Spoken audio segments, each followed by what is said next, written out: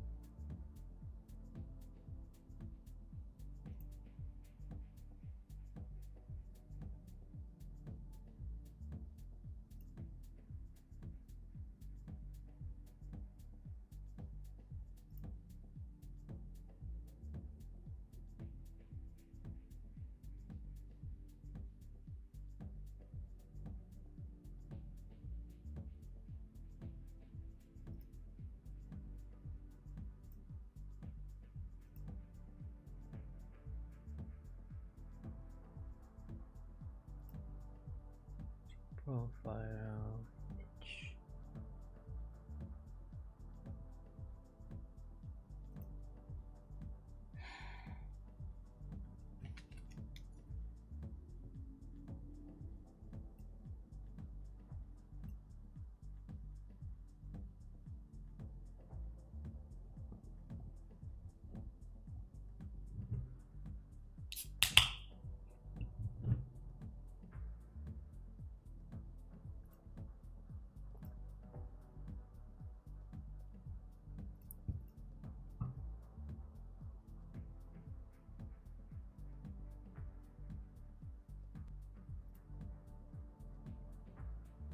Blech.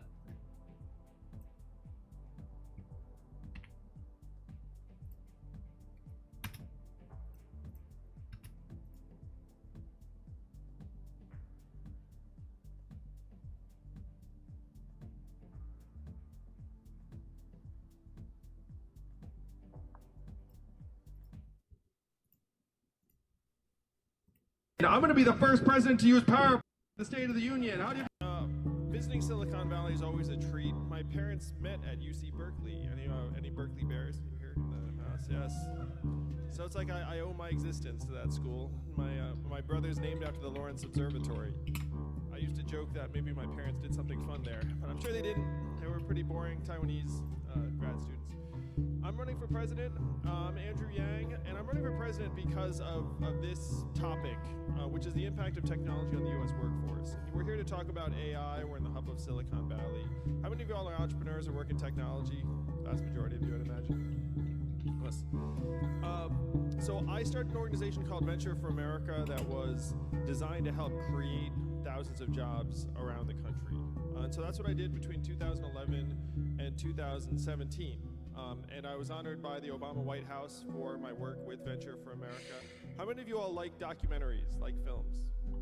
How many of you have Netflix? So there's a documentary about my organization that's now on Netflix with an Oscar-winning director called Generation Startup. Between 2011 and 2017, I helped train hundreds of young entrepreneurs to create jobs in Detroit, Cleveland, Baltimore, St. Louis, Birmingham, New Orleans, and other cities around the country. And I did this in part because Silicon Valley and my hometown of New York City have been a little bit too good at attracting talent.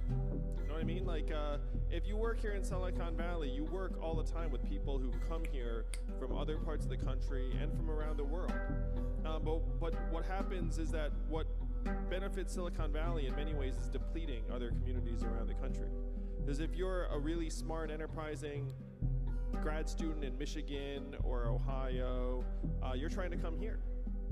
And then if you're in Michigan or Ohio, then you're looking around wondering what happened to the jobs. So this is what I was working on for the last 7 years. And it led me to this hard truth about automation. And so these are just some visuals about some of the things that we experience in our society every day now.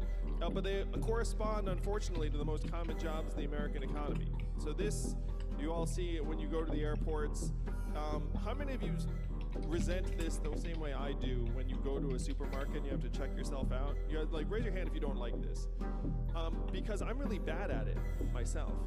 It always takes me an extra 5 to 10 seconds per item where I'm like, oh, where is the barcode? And like, I feel very slow and sluggish, and I'm like, if only there was a human here to help me.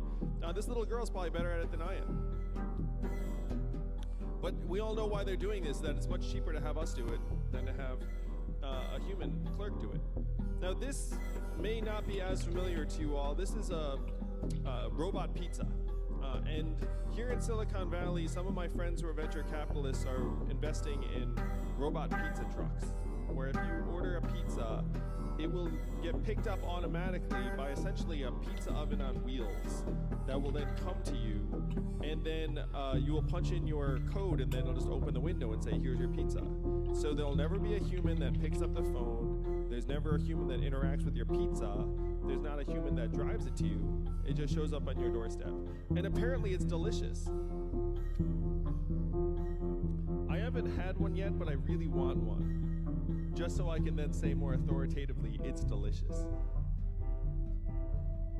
This is one that's getting a lot of press for good reason, because driving a truck is the most common job in 29 states in this country.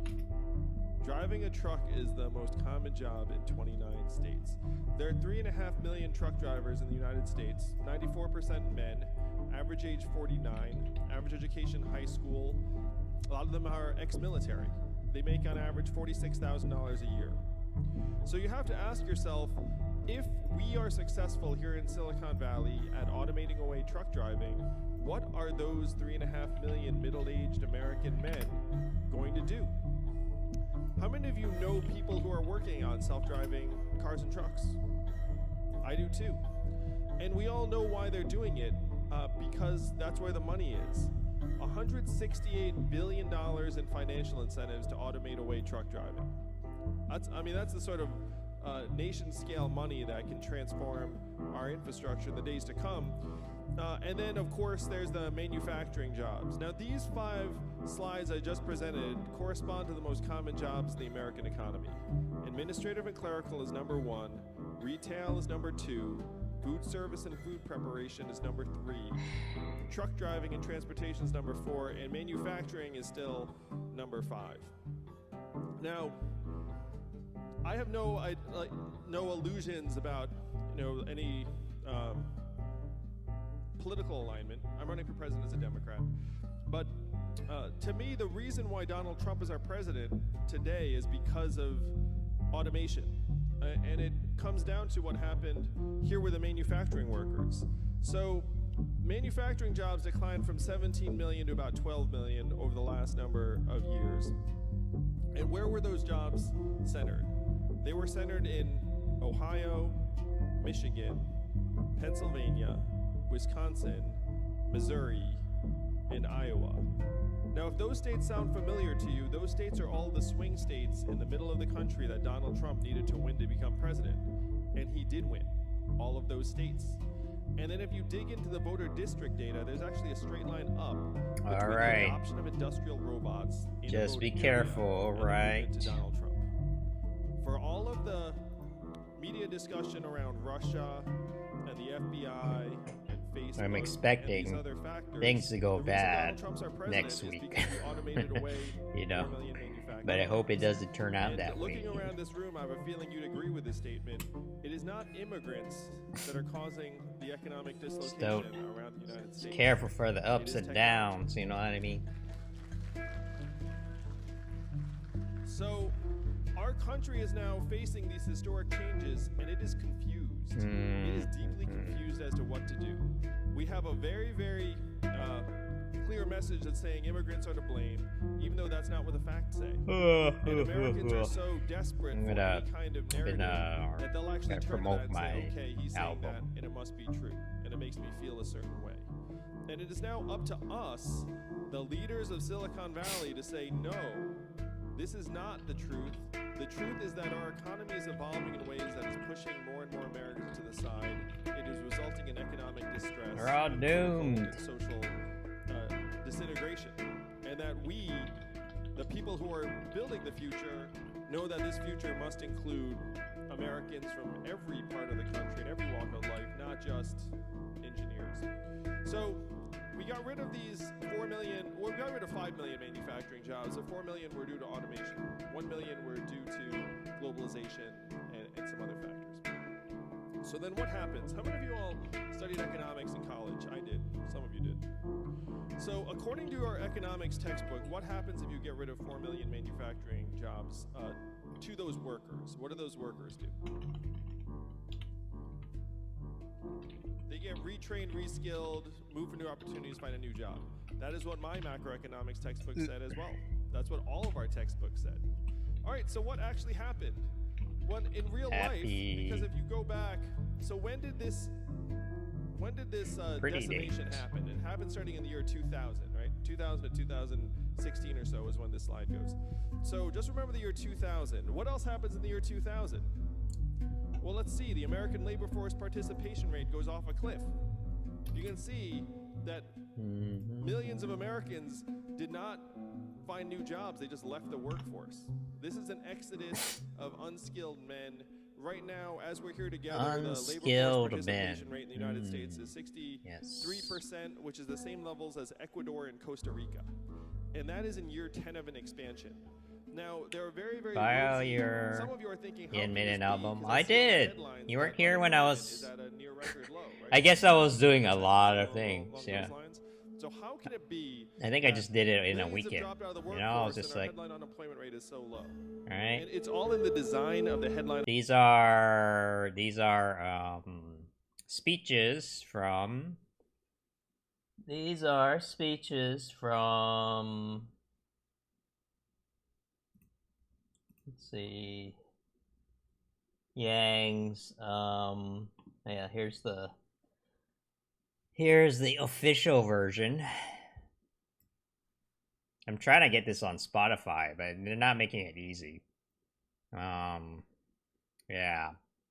So yes, these are speeches from Yang, and then I overlaid it with some ambient music. Unemployment it's really, really, really long. The workforce, like these millions of Americans did. So you no longer this can be like a, you know, this could be like a ambient That's just the way that the sleep aid. Statistic is calculated. Did I add the keywords? So to it can both be true that you have a low headline unemployment rate, and you have almost 1 out of 5 prime working age American men who have not worked in a year. Okay. And both of those things are now true. And now I gotta promote it. Then what happens? How do these people survive if they leave the workforce? What they do is they file for disability, which is the black line. They might as well. So disability around 2000 starts to go up and up and up to the point where now there are more Americans on disability than work in the construction industry. 20% of working age adults in some parts of the country are on disability. And then they start to kill themselves in record numbers. You see here in 2000, this is the blue line, that's the suicide rate among middle-aged, non-Hispanic whites in the US, and then it starts to skyrocket. As you can see in most of these other developed countries, the suicide rate is declining because that's what you'd expect in a developed country. But the United States, it instead goes off the chart to the point where now America's overall life expectancy has declined for the last 3 years due to the fact that suicides and drug overdoses have each overtaken vehicle deaths as cause of death for the first time in this nation's history. You don't want to know the last time American life expectancy declined for 3 years in a row? the Spanish flu of 1918. Okay. Well, you know, We're back he in gets the Spanish idea. flu territory because of the fact that we decimated these manufacturing jobs, and then the people who were in those jobs saw no future and So started I might be do streaming drugs more and, often during the drink night now. themselves to death. Now, none of this was in my economics textbook. It did not say, hey, if you get rid of 4 million manufacturing jobs, they go home, kill themselves, vote for Donald Trump, and start, you know, Images. like that's not what my textbook said. Math album, but this PNG. is what is happening. And so if you look around other parts of the country and you're confused what's happening, these are what the facts are. Again, 2000, you see another surge. This is the rate of children in America born to unmarried mothers, which was a shock to me. I had to triple check this statistic. Because when I was growing up, this was about 15%. Now it's 40%. 40% of American children are born to unmarried mothers. Now, there are a number of reasons for this, but studies have shown that there's one very big reason, which is that if you're a non-college educated man in this country, you do not have a secure Oh wait, I don't like this one. path forward. Yeah, let's, And so you don't math think that album anyone wants to too. marry you. Well, and I might have like work to do during the day now. You know. And if you're a non-college So educated man in the that United means States, you have a less than streaming 50% at chance of ever being times. married. It might But be a good thing, in occasionally fact. You know, you most have a kid. people. I don't know. I was kind of And thus you hoping. have this I was kind of table hoping described. that. Now, I'm a parent. How many of y'all No, are I parents? was kind of hoping that people no, would it was a shock to me how hard being a watch parent me was. And I'm at married, work. there are 2 of us, and we have resources. You know? Like I always thought my family was amazing But until I had kids. And then I was like, where the hell are my parents? I don't think they do that. I don't think Twitch like, works like kids that. and, like, You know, grandkids and whatnot. Like my wife and I are like, whoa, there's almost overwhelming. which is So a little bit imagine going through more. I don't know. that as a single mom. And imagine that happening in tens of millions of households around the United States. Interactive, I And then guess. play That's the out word. what happens to those kids as time goes on. Now, the data around what happens to American children who grow up in it, because when I say single moms, So when we if say I single start parent, streaming at 100% night, single mom. then there's So more single parent and likelihood single mom that are almost you know synonymous. people come in. So if you have millions of American children, Why do you find a growing up daytime to Twitch channel? single What do you do? What do you do all day? The I data mean, shows why are that you here there's all the time? divergence in outcome You're based here on all the if it's a time, boy you or a know? girl. Like, If you it's have like a little okay, girl, yeah, she has a single mom. I'm here Her because single you know I mom's don't like have a real superhuman, job, so to like speak. a superwoman. And then that kid sees, Right. okay, my mom's superhuman. I should try. Are to you be like her. And the outcomes I are don't know. generally okay. Are you living on Little government boy assistance? growing Is up that to a single how? mom, it turns out that little boys are more sensitive to parental time input than little girls. 'Cause I And they know don't some have a people male who role model, so they start would do thinking that that. boys are losers. They're have done boys, so that. they're losers. They do badly at school. They Got have no behavioral job, huh? problems, Okay. And dysfunction Fair enough. at much higher levels. So this is what's happening in American households around the country. The little boys who grow up in single parent Yeah, households you are here a lot though. are You know. prone to very negative I mean, social and educational. You know, I appreciate it, but Extrapolate again. yeah, he's gonna you're be here with a us lot. for a very long time because you're talking about 40% of American children at this point, 40% of American boys. So it even extends to our collective mental health. So where did it go? Anxiety, depression, Where stress levels are all at did record highs it in this country. It's go? particularly bad for teenage girls. And so some of you who are parents of teenage girls, you might be seeing this. Oh, okay, This is tied so into technology. yeah, where the I have. rise Yeah, in okay, I see. depression and I'm just anxiety curious. Is hand in hand with the rise of smartphone use and social media apps.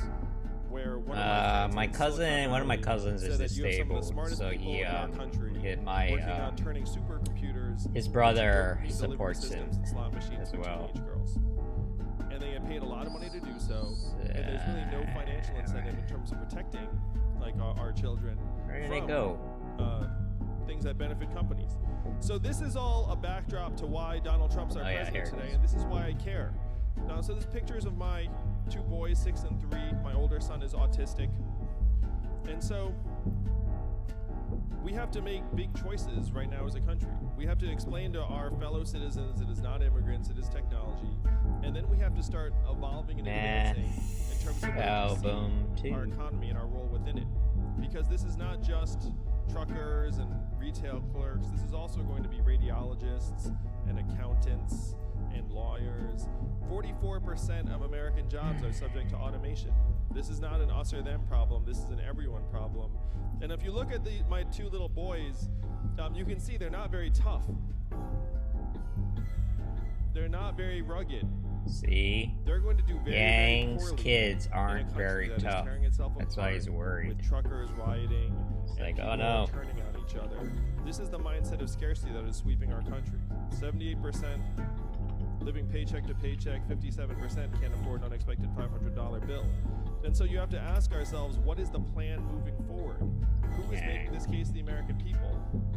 And it turns out I'm making this case to the American people.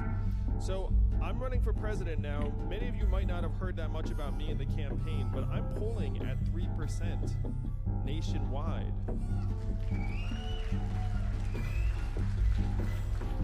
And I am one of only Andrew Yang is polling at 4% in California, even though he's not even in the race. I think that's pretty good. And the fact that I have over 100,000 I think that's pretty donors good. from around the country, including many of you. So thank you for that. Alright, did it work? So this campaign is taking off. Raised millions of dollars in increments of only $20 each around the country. And most people have never heard of me, still. Hello, There's Frozone. a political analyst Welcome. named Nate Silver, who runs a blog called 538. Raise your hand if you've heard of Nate Silver and 538. So Nate Silver took a look at the numbers. Hey, You all no, like numbers, what the I like hell? numbers. He said, okay, here are the three numbers.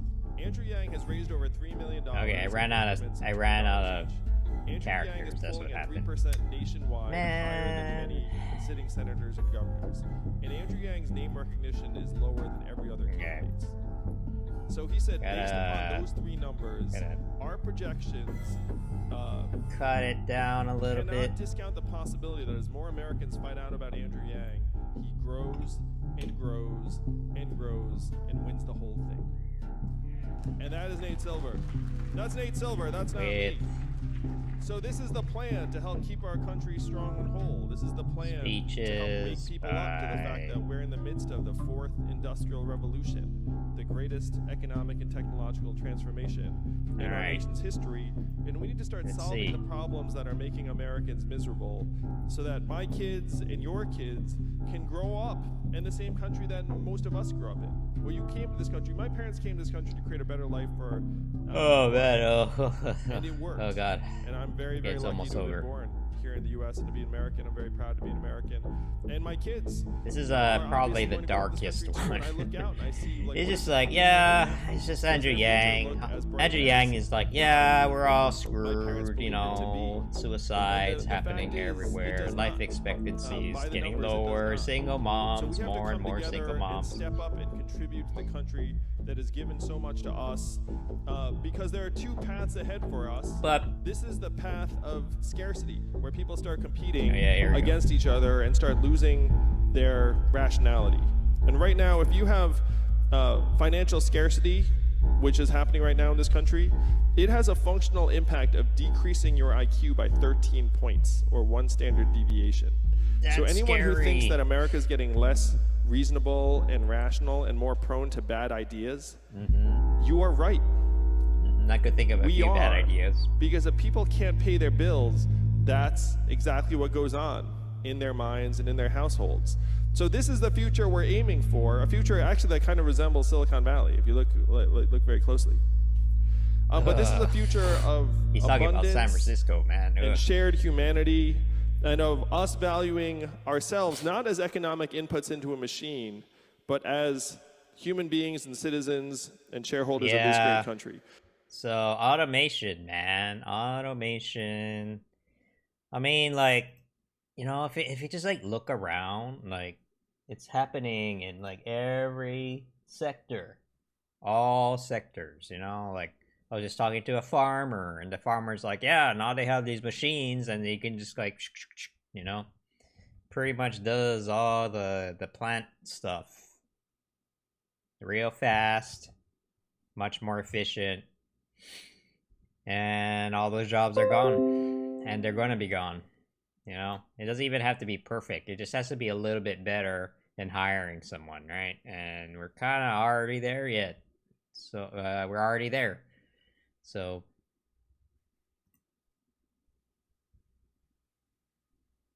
All right, so I try and make anything I do as this relevant was a to the little bit people more who are uplifting, yeah. listening to me at that moment. So where are you guys? Like, how many of you are undergrads? Show of hands. Virtually everyone. Oh my God, let's do that again. So how many of you are seniors, juniors, sophomores, No. and freshmen? All right, good stuff. All right, so I'm going to talk to you as if you're juniors. It's just going to land in the middle somewhere. How do It's I all get? good. So Why the is it theme is not going to be the flow of tagging? talent. It's filtering out the act. And the Can I? graphic that kicks us off, if I can get this thing to go. Hey Mike, where do I point this thing? Oh, sorry. Twitter at side. Or should I just click this thing? Yeah. So this is the graphic we're going to use to kick off the discussion. And for those of you who are seniors, this might be more familiar than if you're a freshman. So what this graphic represents is that it's a lot easier for a young, smart person right now to become a banker, consultant, or lawyer than it is to do just about anything User else. tweet, user And I resemble this. I graduated from Brown in '96 and did not know what I wanted to do. So I went to law school, which clarifies absolutely nothing. So for those of you who are thinking about law school, you should know the that sketchy awaits. projects online. Yeah, I could. Yeah, so- okay, I see. So I graduated from law school and not knowing what I wanted to do still, Man, I became an M&A finding a and good- banking attorney finding in New good York, work 'cause that's is what you hard. did out of Columbia if Yeah. you didn't know what to do. Feel ya. So I was there for about 5 months, and I went home kind of dispirited that Thanksgiving to my parents. Okay. And I said, you know, Mom and Can Dad, I like when I was add? young, Can it be just like, I didn't dream about being hey, the scribe. user? I dreamt about going in the woods and killing something. And they, of course, didn't know what I was talking about. But I then went back to my job and said, you know what? I feel like, you know, I'd like to try and build something, but I don't know if I have the wherewithal. So I took a week off from work A user tweet. and then tried to start this company. Made enough of New what felt follow like progress so that I then went and quit my job and then User started tweet? a .com. It was around 2000. Had its mini rise and maximum fall. We raised about $250,000. Got some press, but then the bubble burst. And how old were you guys when the bubble burst in 2001? 8, 9. Oh, they're doing it on Do you guys have any purpose. recollection of that time? Damn it. Maybe your parents were watching CNBC, So very I can't sad do for a it. little while or something like that? Anything like that? I mean, there are adults among you who remember this stuff. So when the bubble burst, it was like a giant hand went through the streets of New York and swept away any company that was not nailed down, which included my little outfit. So at this point, I'm 25. I've just lost investors about $250,000. I still owe $100,000 in law school debt. And my parents are like, what happened? You used to be smart. But at this point, I've been bitten by the bug and said, probably you know what, get I rid think I of really want to do this. this. I I could really want probably to get learn how rid to of build a both of business, these. create a company. So I'm going to submit this to you. So what should young Andrew do now? 25, lying on his floor, looking up at the ceiling. Like, what's the next step? Try again. But how to try again, given that I just raised money and lost, and it's like 2001, 2002, when no one wants to invest in anything.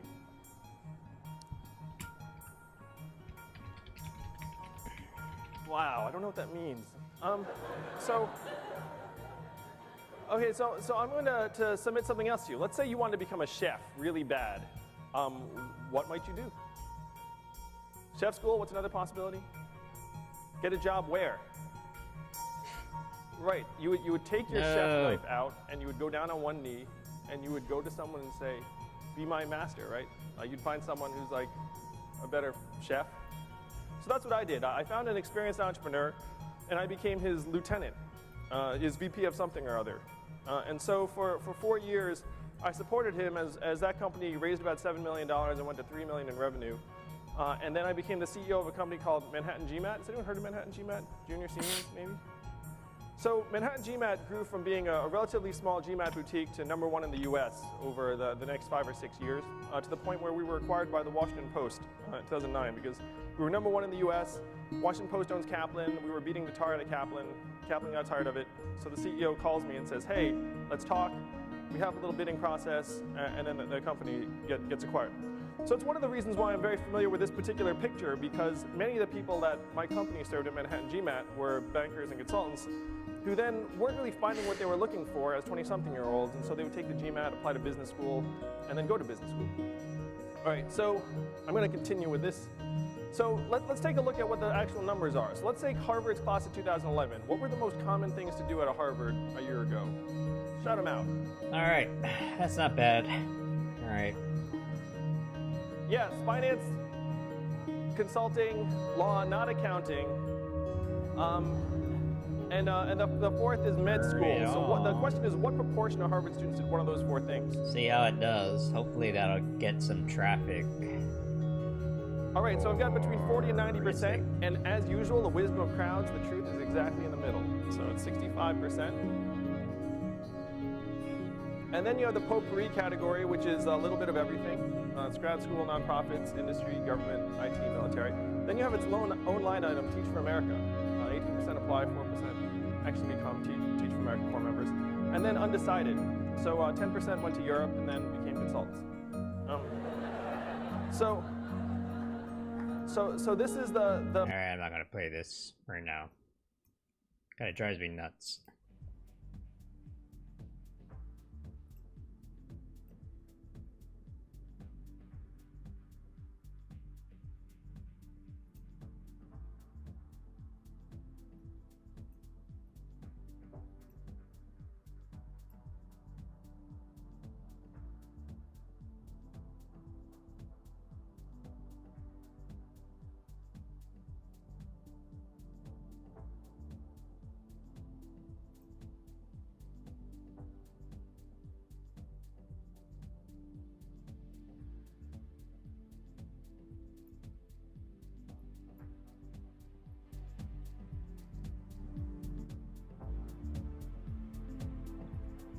Okay, there's supposed to be some kind of panel tonight.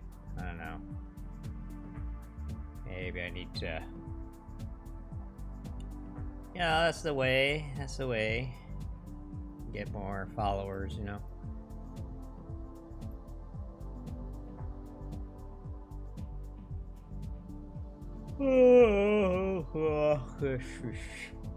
I'm tired though.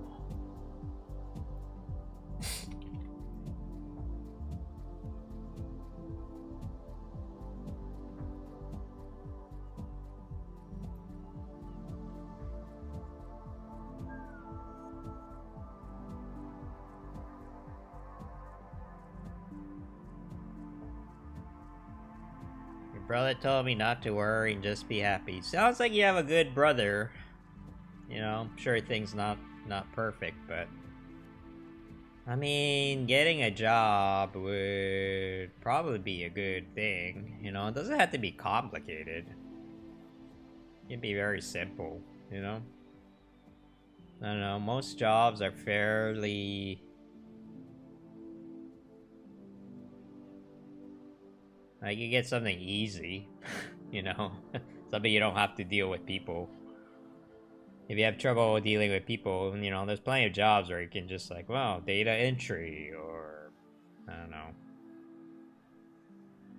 Move that thing from there to over there. And sometimes that can be relaxing, you know? Oh my god, like... Sometimes, it's like, compared to the political shit that I do, I feel like that sounds kind of nice, you know? Just like move. Okay, Ryan, there's some shit over there. You gotta move that shit from there to over there. Just do that all day, okay? I'm like, okay. You know, sounds relaxing.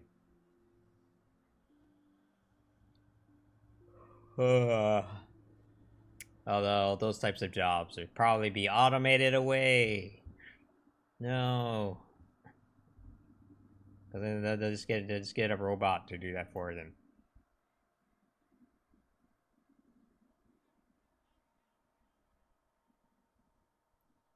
Who's this person here?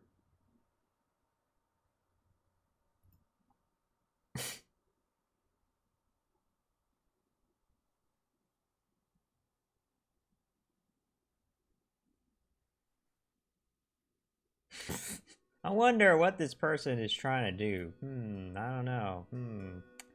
Is this, I'm gonna unfollow them immediately. And then I'm gonna be like, nope.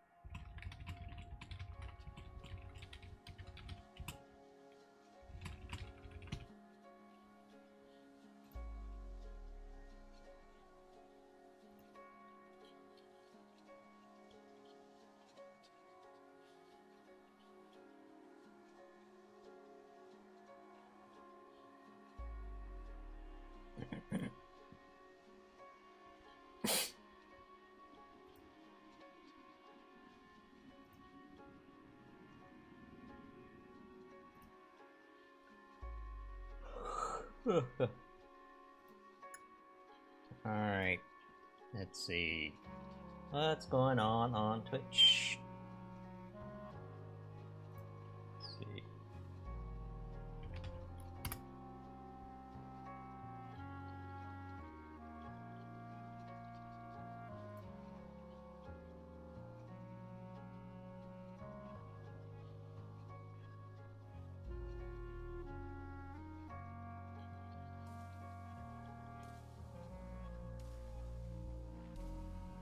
So apparently a bunch of Twitch streamers got a slap on the wrist for trying to stream debates.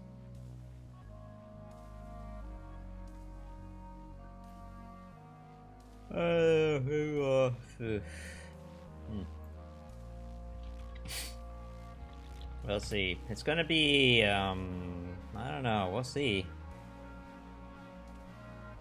Since I'm changing my time that I'm streaming, I could, you know, it's kind of changing it up a little bit, so...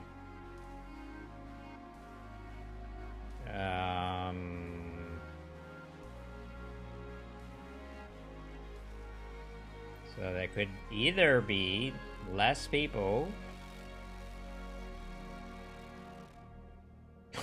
Mike Bloomberg appreciation stream, hey! Destiny. Okay. Yeah. Is desperate to create daylight. Is this yours? Will you stop bothering me? I'm sorting my trash here. Your artwork is amazing. My what work? People need to see this. You need a website. You want to put even more trash on the internet? What are you doing? Very soon, you're gonna be very famous. Right. Lady, that is the last thing I would ever... Huh? Stop! Put those away! Spending the better part of 2020 with Bernie Sanders versus Donald Trump. Think about what that will be like for this country. And meanwhile... Mayor Pete selling people on calmness, and a lot of people criticize him for this. I think this rings well with a lot of people out there. Folks are sick and tired of politics being in their face. They don't care about having a political revolution. They just want politics to go away. And they know Donald Trump is the problem. They know that. They know Donald Trump is the problem. But how do they get somebody to get rid of him that's going to be the least offensive and then will not cause problems for them and get politics out of their life after that? Meanwhile, folks at home, from South Carolina to South Bend, are trying to figure out what any of this means for us. Because it's right that there is a progressive majority, an American majority, that wants to see real change, wants to see wages go up and go up faster than the cost of health and saving for retirement. But also, there's a majority of the American people who I think right now just want to be able to turn on the TV, see their president, and actually feel their blood pressure go down a little bit instead of up through the roof. We have an opportunity to set a There you go. There you go. And we are. Way to say it right And there. we are. People who turn And on we the are. TV And don't we are. see their And blood we are. pressure And go up we when are. Trump comes on Okay, the screen. sorry. I don't know if someone posted that on Bernie Sanders' Discord. I don't analysis know is what right. it is. The difference is I don't like his solutions. I don't believe that a government takeover of large parts of the economy makes any sense for working people or for families. I think that what we need to do is to present an alternative that includes a vibrant, competitive private sector. But we all know unchecked capitalism has failed. The answer is not for the government to take over the private sector, though. The answer is for us to break the corporate stranglehold on our government. God, and let the government work for the I people don't again. want to watch That's this. my I don't idea. want to watch the debate. I can't listen to anything Tom Steyer says. I don't know how anybody sits there quietly while he talks. Let me just finish, because we need to have an alternative to Donald Trump. Yeah, see, I can't stand it. I'm leaving. Left. It's really not the CDC's fault. Almost, I mean, I'm you going could to the argue right. that. I don't Right side. know, but that's Of what the way I take spectrum. that kind of.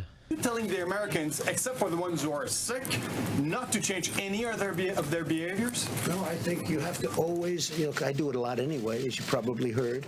Wash your hands, stay clean. You don't have to necessarily grab every handrail unless you have to.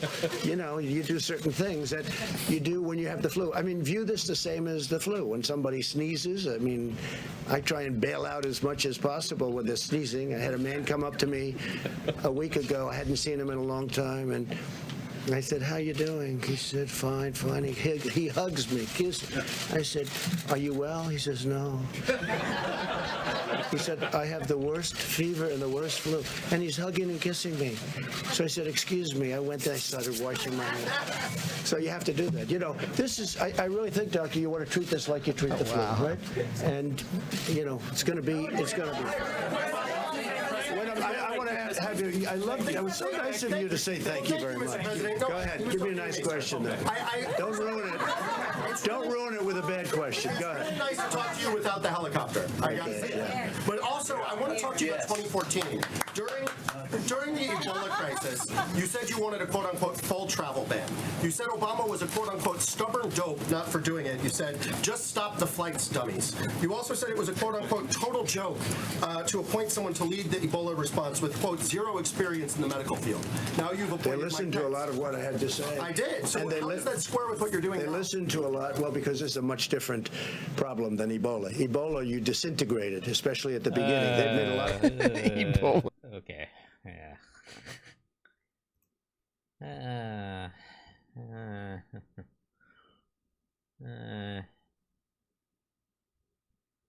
I don't know.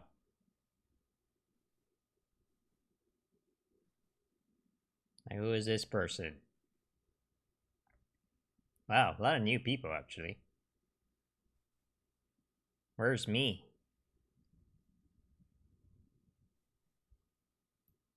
Oh, I'm over here with nobody.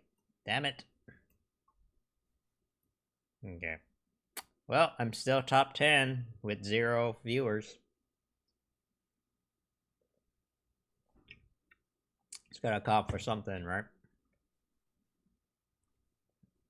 Alright. So I still need more followers. That's the problem. It's just like no matter how many I get, it's just like not enough. In this nation, I recommend it highly.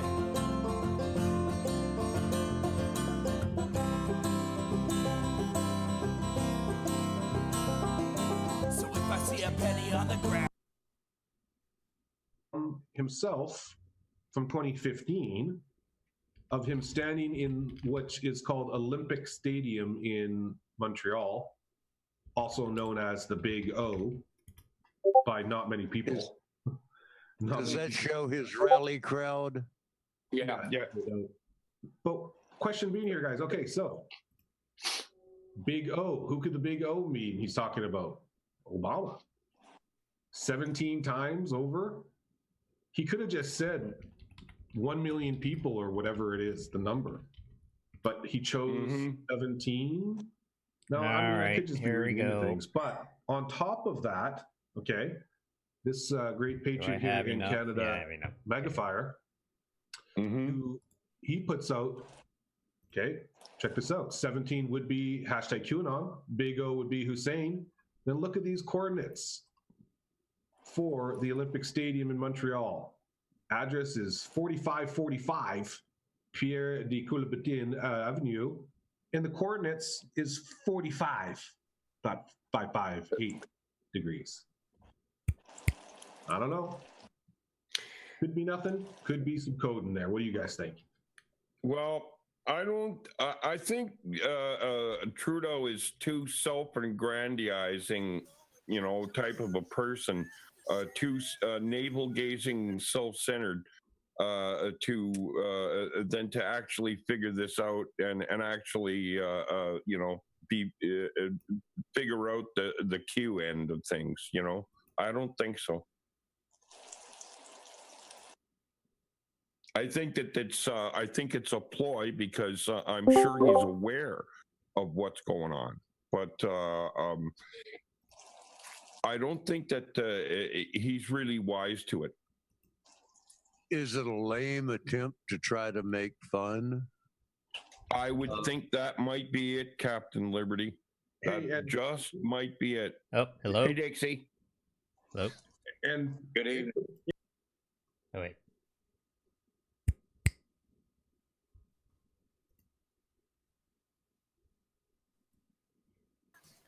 Hey, I got everything muted right now. Oh yeah. Can you hear me? Yeah, I got you in the Discord chat though. I have everything muted right now when my pre-roll runs. Okay. Yeah. I'm just. It'll be another probably 10 minutes before we actually start. So. Oh yeah. No I'm problem. gonna mute again real quick. All right. Make sure you stay muted and wear bow. Okay. Mute. There you go.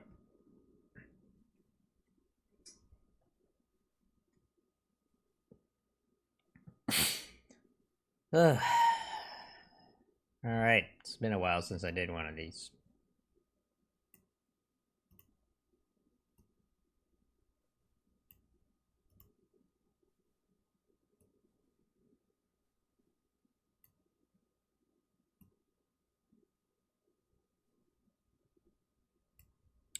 Okay.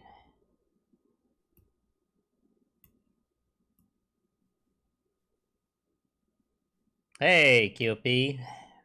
How's it? I had some time, so I'm gonna do some roundtable.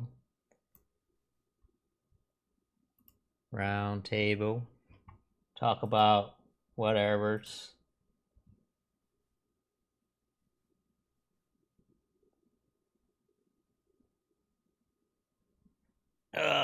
Yay.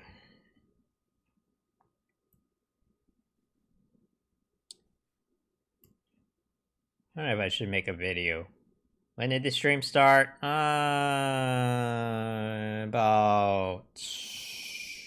Isn't there a command?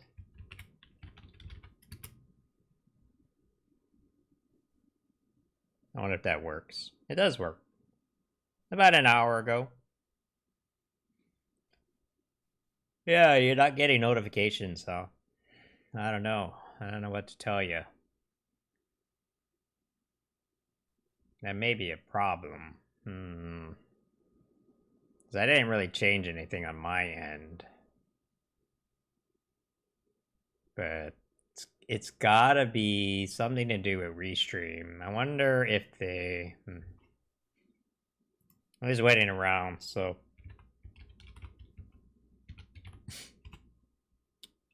Restream... notifications? Yeah, I don't know.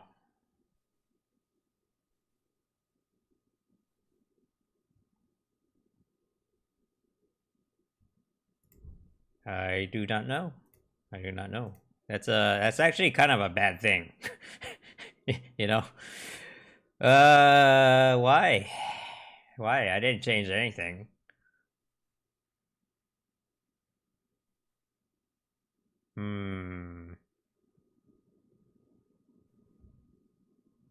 Oh, wait, let's look. Maybe this Alright has... guys, what's going on? We're here with the next installment, my second video here, where we're going to give you some tutorials or some tips. So exactly when it happens during your stream, that way you guys can interact. Now Streamlabs OBS does a great job. Has a website, sends donations, Restream. Scrolling texts in a minute. Restream. So here we go. Okay. No. So I'm gonna pick a video on it if it's a larger topic. But that's it, guys. Thanks for watching, and I'll see you. I wasn't here earlier today, so you didn't miss anything on that. But how come there's no... Oh shit. Oh no. Well, Joe Biden did pretty good. Joe Biden did pretty good during the debates, you know? I'd say pretty good, but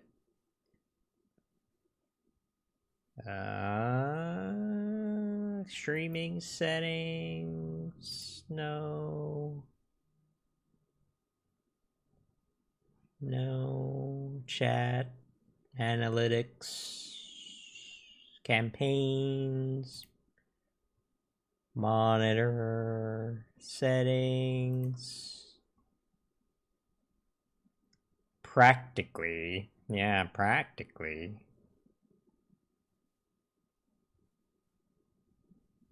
I mean, delete account. No streaming setup. Okay, I'm gonna do this off screen just in case. Just in case it, you know.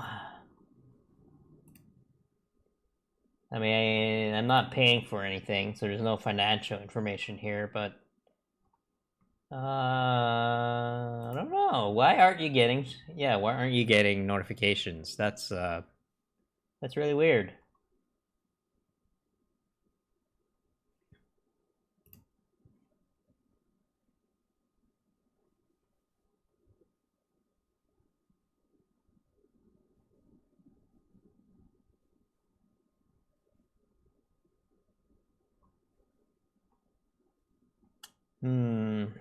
I don't know. I don't know. I really don't know. Huh. They didn't change anything on the back end, and then it just stopped working, huh?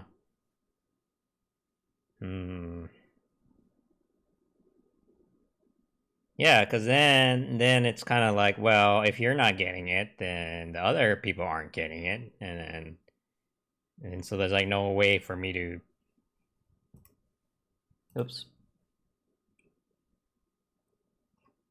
Okay, well, but there's like no way for me to, you know, I'm probably losing out on a lot of traffic if they don't know, right? So what the heck? What the heck?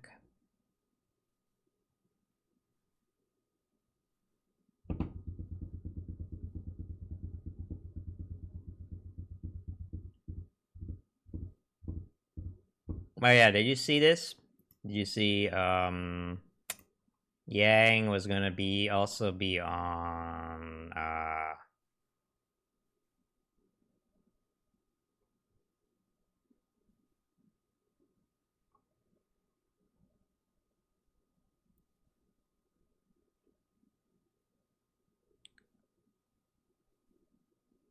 he's gonna be on The View.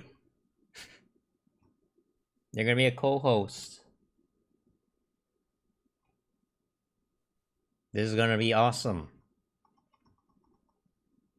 See, Yang is doing the you know, he's doing the play, man.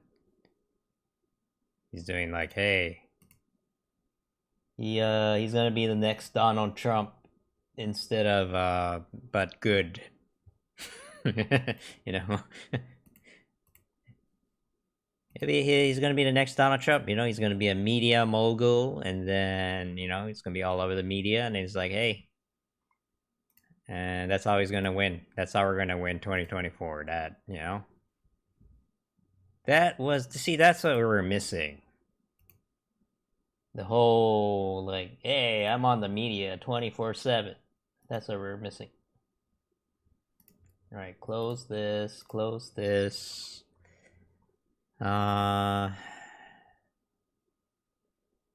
Tempted to make a video right now, but like no.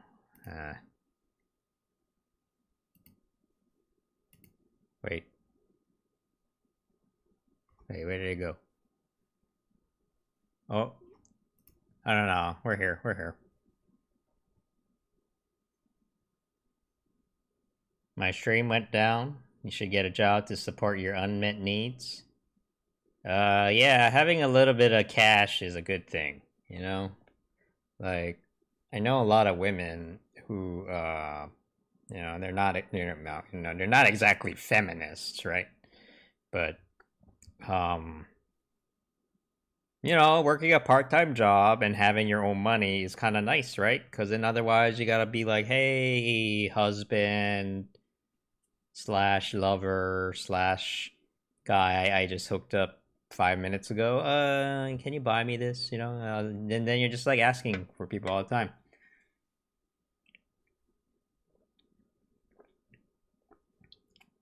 So if you get a little bit of income, you know, that give you a little bit more autonomy, you know what I mean? It doesn't have to be it doesn't have to be a lot of money, right? But I don't know, something to think about. I'm gonna get a job soon, I think. Yeah. Then I think you'll feel better about yourself too. You know what I mean? It's just kind of like, oh man, you know, hey, I don't need that asshole, right? I don't need that asshole to take care of me. I got my own money, motherfucker, right?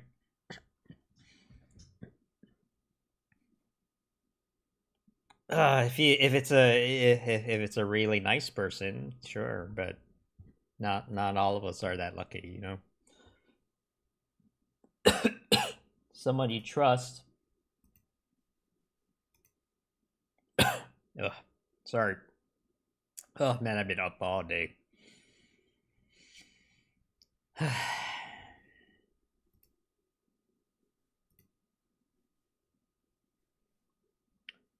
Why is politics so dumb? You know? Politics so dumb.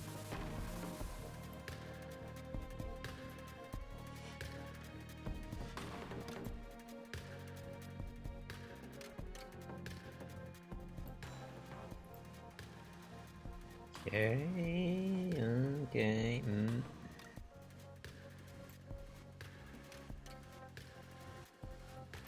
I have no idea what we're gonna talk about today. I'm pretty sure it's just gonna be like every other time I've been here. It's just like, hey, how's it going? And you want to talk about oatmeal?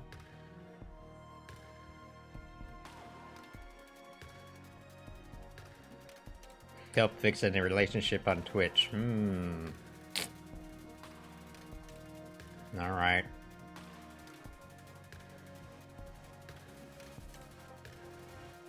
It's a little weird. Everybody can see me. They can't hear me though.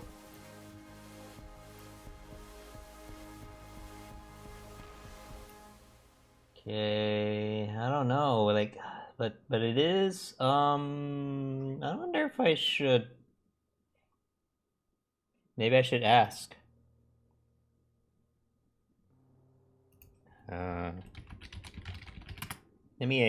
Since we're waiting, I'm gonna ask. What happened to notification?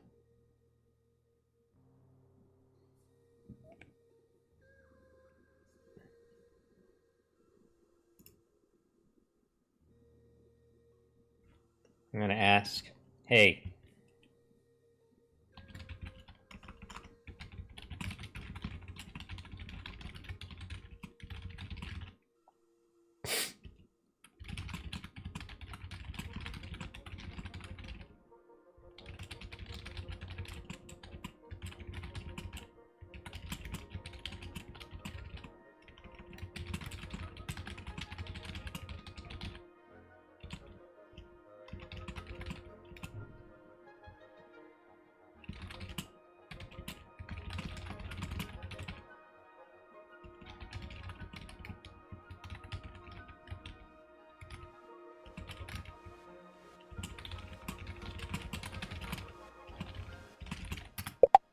Okay. Well. Hey, what's up, guys? Oh.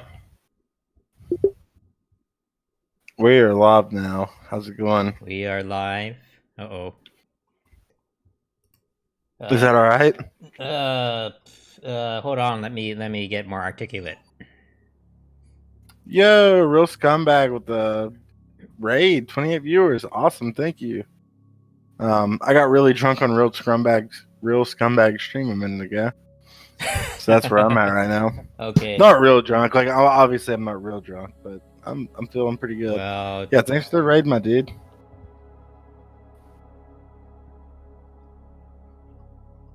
Okay. Is Mr. Geek muted? I think so.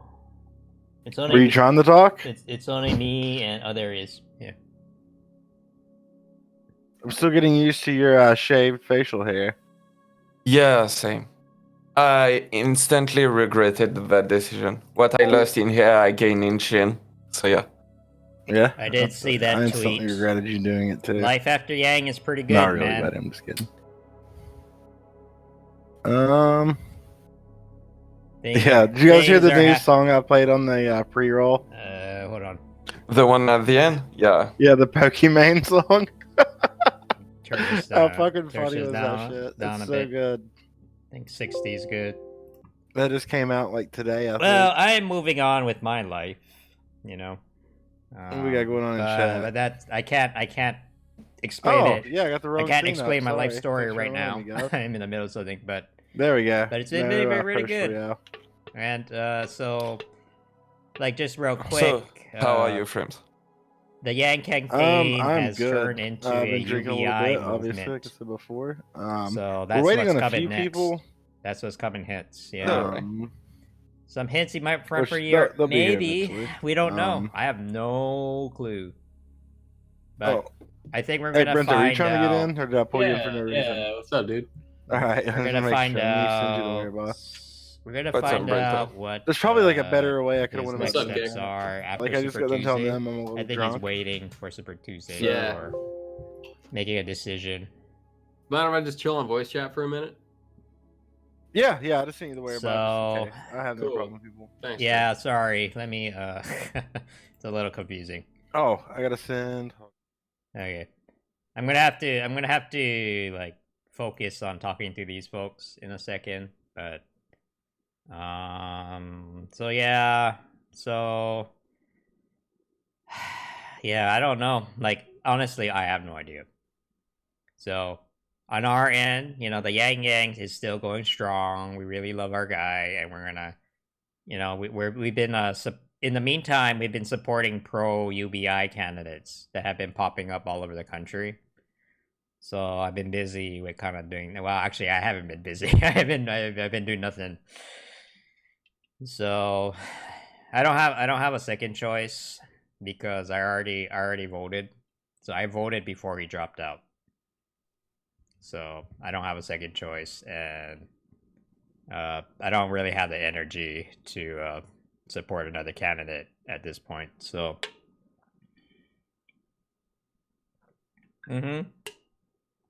sure. I don't know. Like,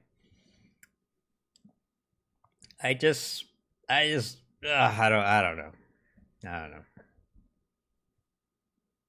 Yeah, this is what I'm doing. Okay. See, we're doing stuff like this. I live in LA, so we're doing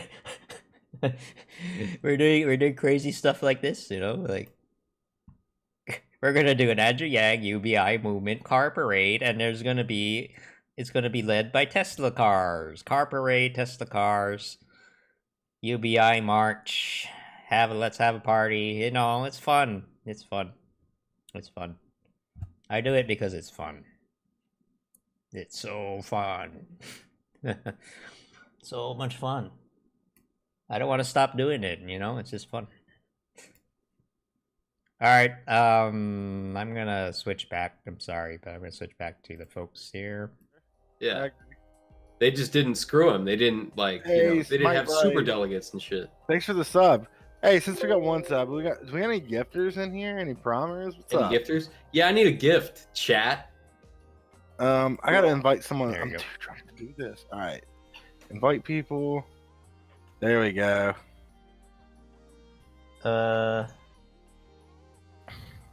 Does Kurt ever participate? I know he. Who?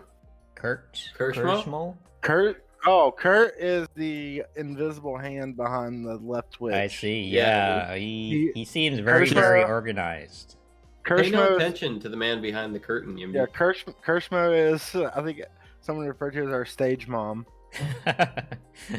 Oh, the pimp of He's the the one that reached out to Yeah. me. Yeah. He's the one Right. that reached out to me. He's the whole reason I'm here. You know. So he. Yeah, Kirschmo is always putting in work, and He's the puppet master of Yeah. at Leon, I'm good now. I'm just a little bit. I'm a step behind. Let's put it that He way. Like, controls everything I everything do, from the I'm a back. step behind. From No one behind. sees him, but he sees everything. Mm-hmm. Hey, Yimby, how are you? You'll Hey. see Kirschmo pop into my chat and be like, Hey, who was that? Which I just thought Oh, about. that was like, Brento? make your windows bigger. Say what? Was that Brento? Like, That's me. Okay. I'm here. No video? Is Kingfisher joining us too? yeah, Kingfisher No, will I'm be just not doing joining. video right now. Okay. Yep. there we go. Hello. How's it going, Kingfisher? Good, good. What should we call you? I don't like calling you Kingfisher. Can I call you something else? Fisher's fine. Fisher. I don't want to call you Yeah. King either because I feel like that's weird too. Yeah, no, Like, what's up, King? Fisher's fine. Like honestly, Fisher's preferred. Because I just don't want to like single out all my kings out there. You know what I'm saying? What's up, guys? Yeah. I see a couple crowns. You got any prominent? Nah, I've said in a number of chats. It's fine. Just call me Fisher if that's easier. Fisher. I don't got an objection. Let me get this. My king. My king. Okay. So, what did you My think about the liege. debates? It was better than the last one. As think it far was as entertainment better than the value. last one? Entertainment, yeah, in terms of value. entertainment. That No, was the it. last That's it. one was the last one was way more entertaining. I thought. The last one was very entertaining, but no, you're right. The last one was more entertaining, but this one, it was good. It was good. It was good Yeah? debate. Who Yeah, do you feel like did the best? Bernie. True.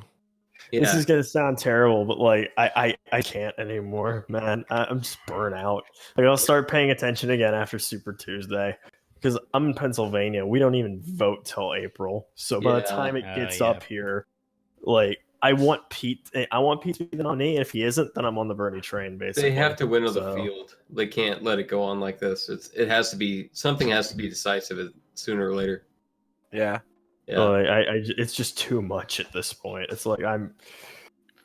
and I've like flopped all over the place on like my order of my people. Elizabeth Warren is back in second for me, and it's not because I feel like I like her any more than I did before. I think I'm just Sure. starting to like everyone else less. Oh yeah, Mhm. yeah. It's the race to the bottom. Yeah. Like Yeah. the more I hear from Pete, the less I like of him. I can't stand Pete. Yeah, he that Not last. anymore, dude. I feel like this new tactic he's been trying to take these last two debates is going to lose him people. Dude, it's his lack of range. It's like he's always the happiest, most upbeat guy in the room, and it's just like Jesus Christ, dude. It's like he just seems so fake. He just seems too fake. I can't like take him seriously.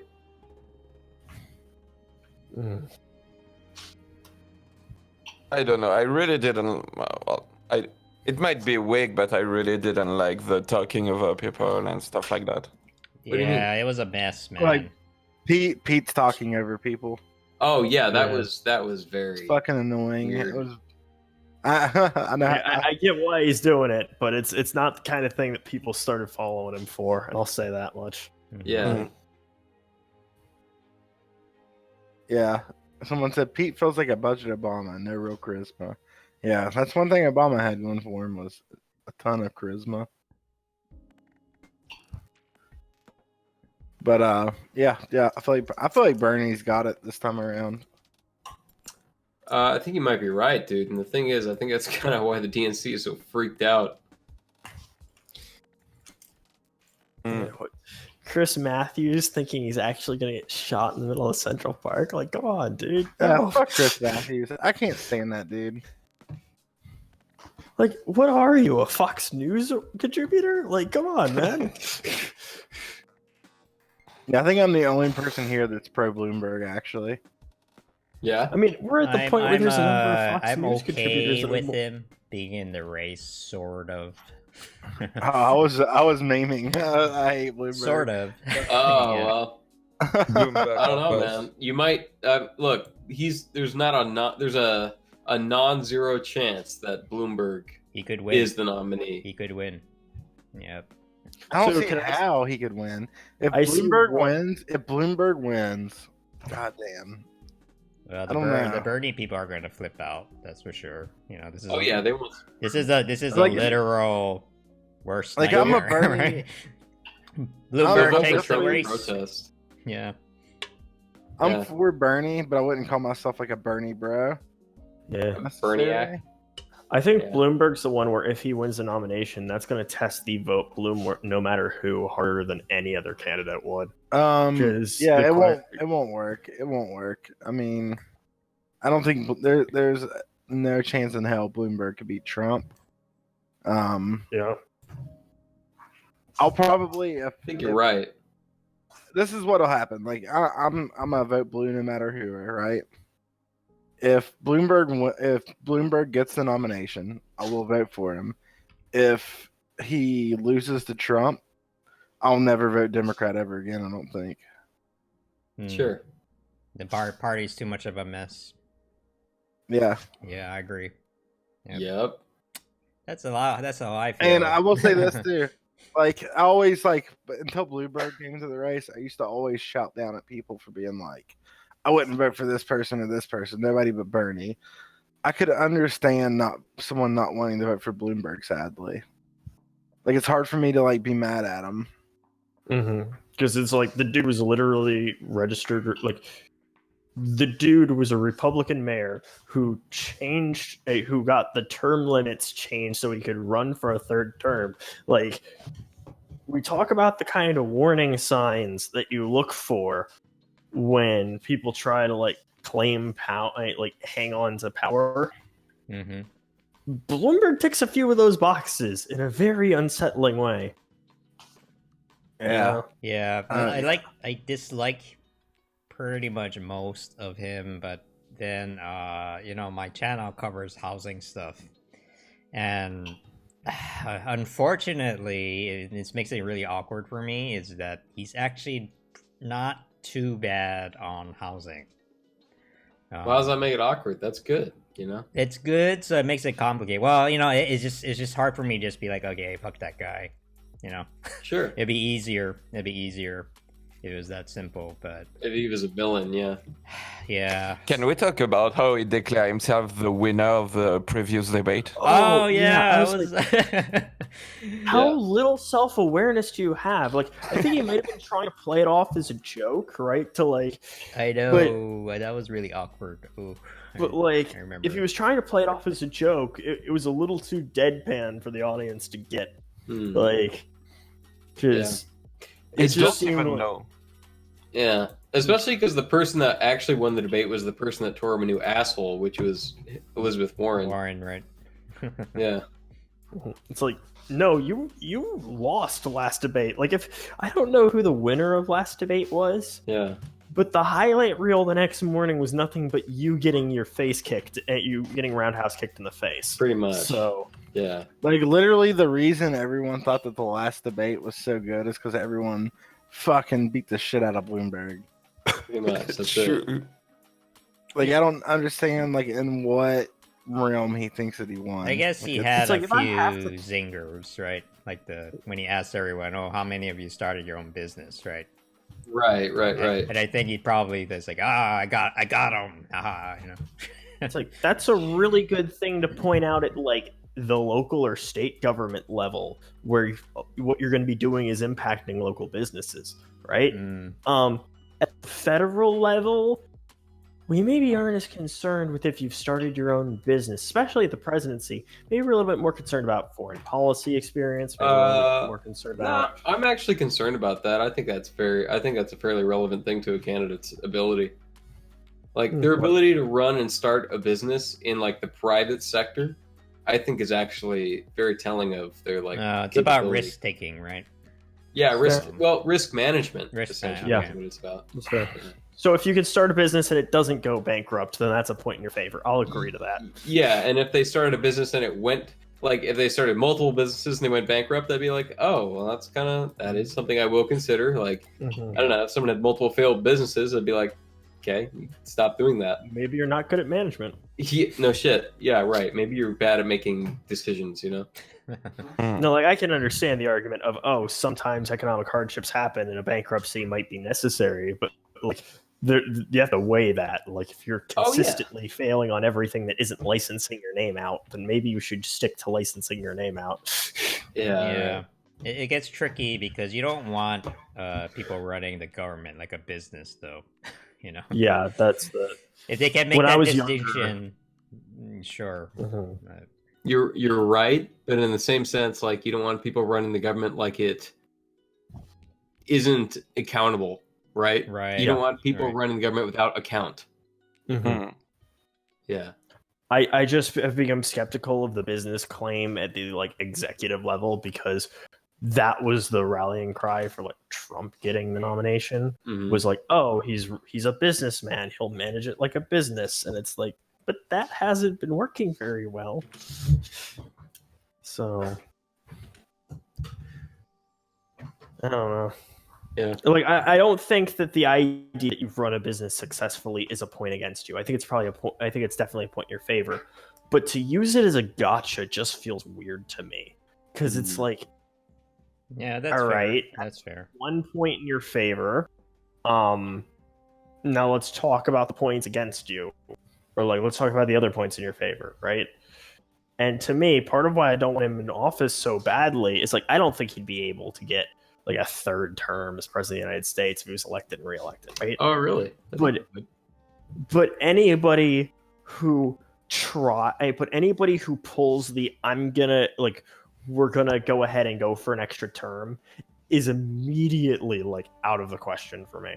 It's just like this is how a number of democracies all over the world have shifted from democracy towards dictatorial regimes. You mean a third term?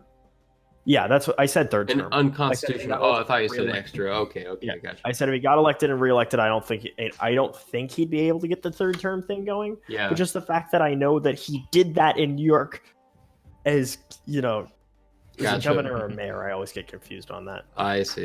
Yeah. Well, he can't like hide that he's to so me arrogant, is like this is like the first big road sign on the way to fascist regime or dictatorial. I know what you mean.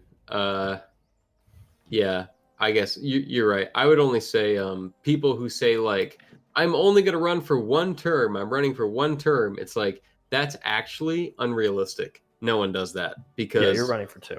You're running for 2 because you get in there, and if you were really a lame duck on your first term, everyone would ignore you because you're out in 4 years, right? So you have to run for a second, and you're never going to get everything you want done in 4 years anyway. And so it's only realistic to run for 2. Oh no, and I completely concede that, and I acknowledge that, and I think that's I think there's sense to that.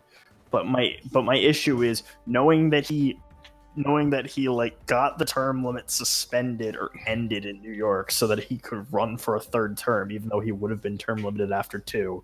It's just like, listen, this is why I like actually agree with the Bolivian executive having been removed, because even though I might not agree with everything that happened after that, this is the kind of crap that leads to dictatorial regimes, and we've seen it time and time again throughout the Americas. Right.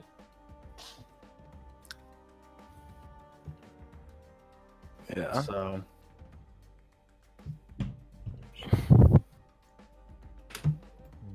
Brenta is going to end up voting Democrat this election. Oh yeah, that's right, dude. Is he like for don't me? For don't me, say it it doesn't aloud, matter. Frames. I told you that in confidence, I live in California, so my vote doesn't matter. Well, I live in Washington. We're going blue no matter who. Okay. Exactly. Stop asking. I live in West Virginia, so my vote doesn't matter either for like the opposite reason. Oh. That no one cares. No one cares to get West Virginia. How many votes do you guys have? What, like 5? Delegate votes. Hold on. I'm just curious. I think it's 5. 5. Okay, those 5 though. I live in Washington, dude, and we're going blue no matter who. But I still vote regardless. Like I would never say like, oh, my vote doesn't matter. I don't think that way. I think it always matters. Yeah, that's fair. Yeah, I'll always vote. Actually, I can't say that. I didn't vote in the last election. I've shared the story before. I got screwed out of voting in the last election. You got screwed out. Absentee ballot arrived 3 days before it was due at the polling place. Oh, that's some shit. The polling place, not due to be postmarked. So, yeah. Damn. It sucks, dude. Yeah. I didn't get to vote in the primary. I can tell you that I tried to put a different candidate up against Hillary. But I did not feel good about voting for Hillary Clinton. Oh my god. Man. I I cast a vote for Kasich in the primary. Did you were you following the? I mean, it sounds like you're following the Republican primary pretty closely. Must have been nuts At the time? Must have been nuts. Yeah. Oh man. Wow. I have some story. Bobby Jindal on the stage in the first debate, out of the race by the second debate. Who? That's the proper reaction. Who are we talking about? Who is that? If I remember correctly, Bobby Jindal was I think. Oh yeah, I Senator remember. from Wow, Louisiana? that's a I don't even remember that guy, dude. Bobby Jindal. Yeah, Republican from Louisiana. In the race on the first debate, out of the race by the second debate. Oh yeah, I remember this guy. Remember, man. I remember them thinking Jeb Bush would be the nominee, and then as it was clear that nobody wanted to vote for a third Bush, all the support rallied behind Marco Rubio and Ted Cruz. And like I understood some of the support rallying behind Cruz because he'd won some states, but like Rubio hadn't won anything at that point, and hadn't been polling very well in a lot of states. Whereas if you looked at like the first couple of states, Kasich only lost New Hampshire by like a few tenths of a point to Trump.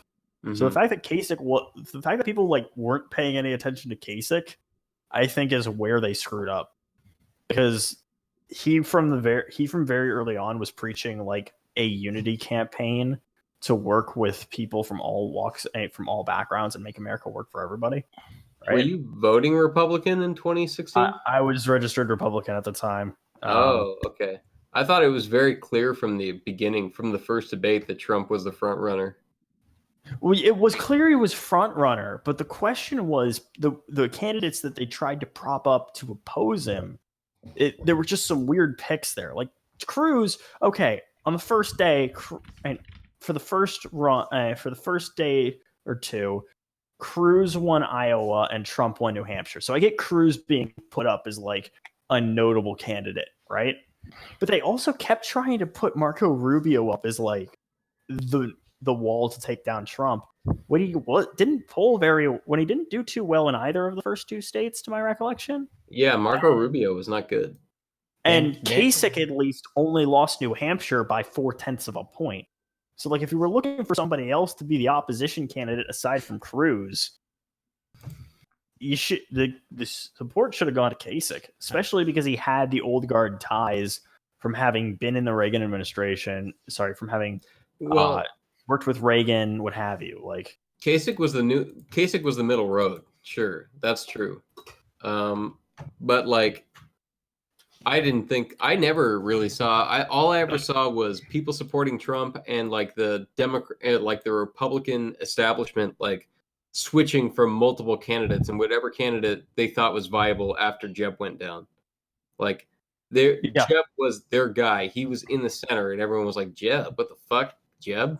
What?" Jeb. And then exclamation Trump point. just exclamation point. Right, yeah. Jeb. You should put the exclamation point at the front of Jeb, and that would have been. This is gonna make me sound like a bad person, but it was so fun watching Jeb Bush get beat up debate after debate. It was fun, dude. I was like, holy shit. You want to know what else was interesting? Watching Rand Paul drop out of the race partway through Super Tuesday. People were still casting votes for the guy, not realizing he dropped out. Yeah. Which I actually, just a quick thing on Yang and on, was it Bennett?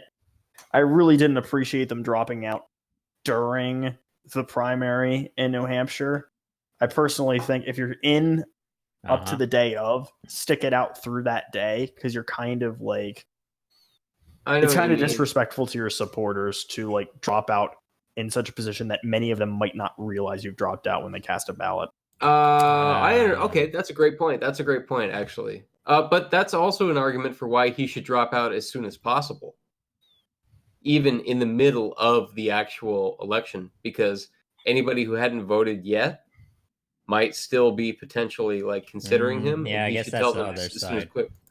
Yeah, that is the other side. I just think at that point he knew that he wasn't going to be in anymore, so he should have like called that conference a day early or something. I know what you're and saying. dropped out then. Who did you vote for in the Republican primary, Brent? John Kasich. Me? I voted for Trump. You motherfucker. No, Yeah, you know it. Hey, you know it, Freems. You know, my man. You know. Okay. There's a lot of people. I just go don't ahead. get it. I guess I don't know. I don't get What it. don't you get? I don't understand the would- appeal. I'm looking at why I would support Trump. I'm Yeah, I just don't get it. I don't get like he has like a rabid fan base, like like the way people like a sports team or right. It That's blows right. my fucking mind. It's a lot of those people, and I'm included in this, were Democratic, and then it sort of felt like the Democrats went off the deep end, and we were like, oh, never mind, so we're not Democrats anymore because we can't be.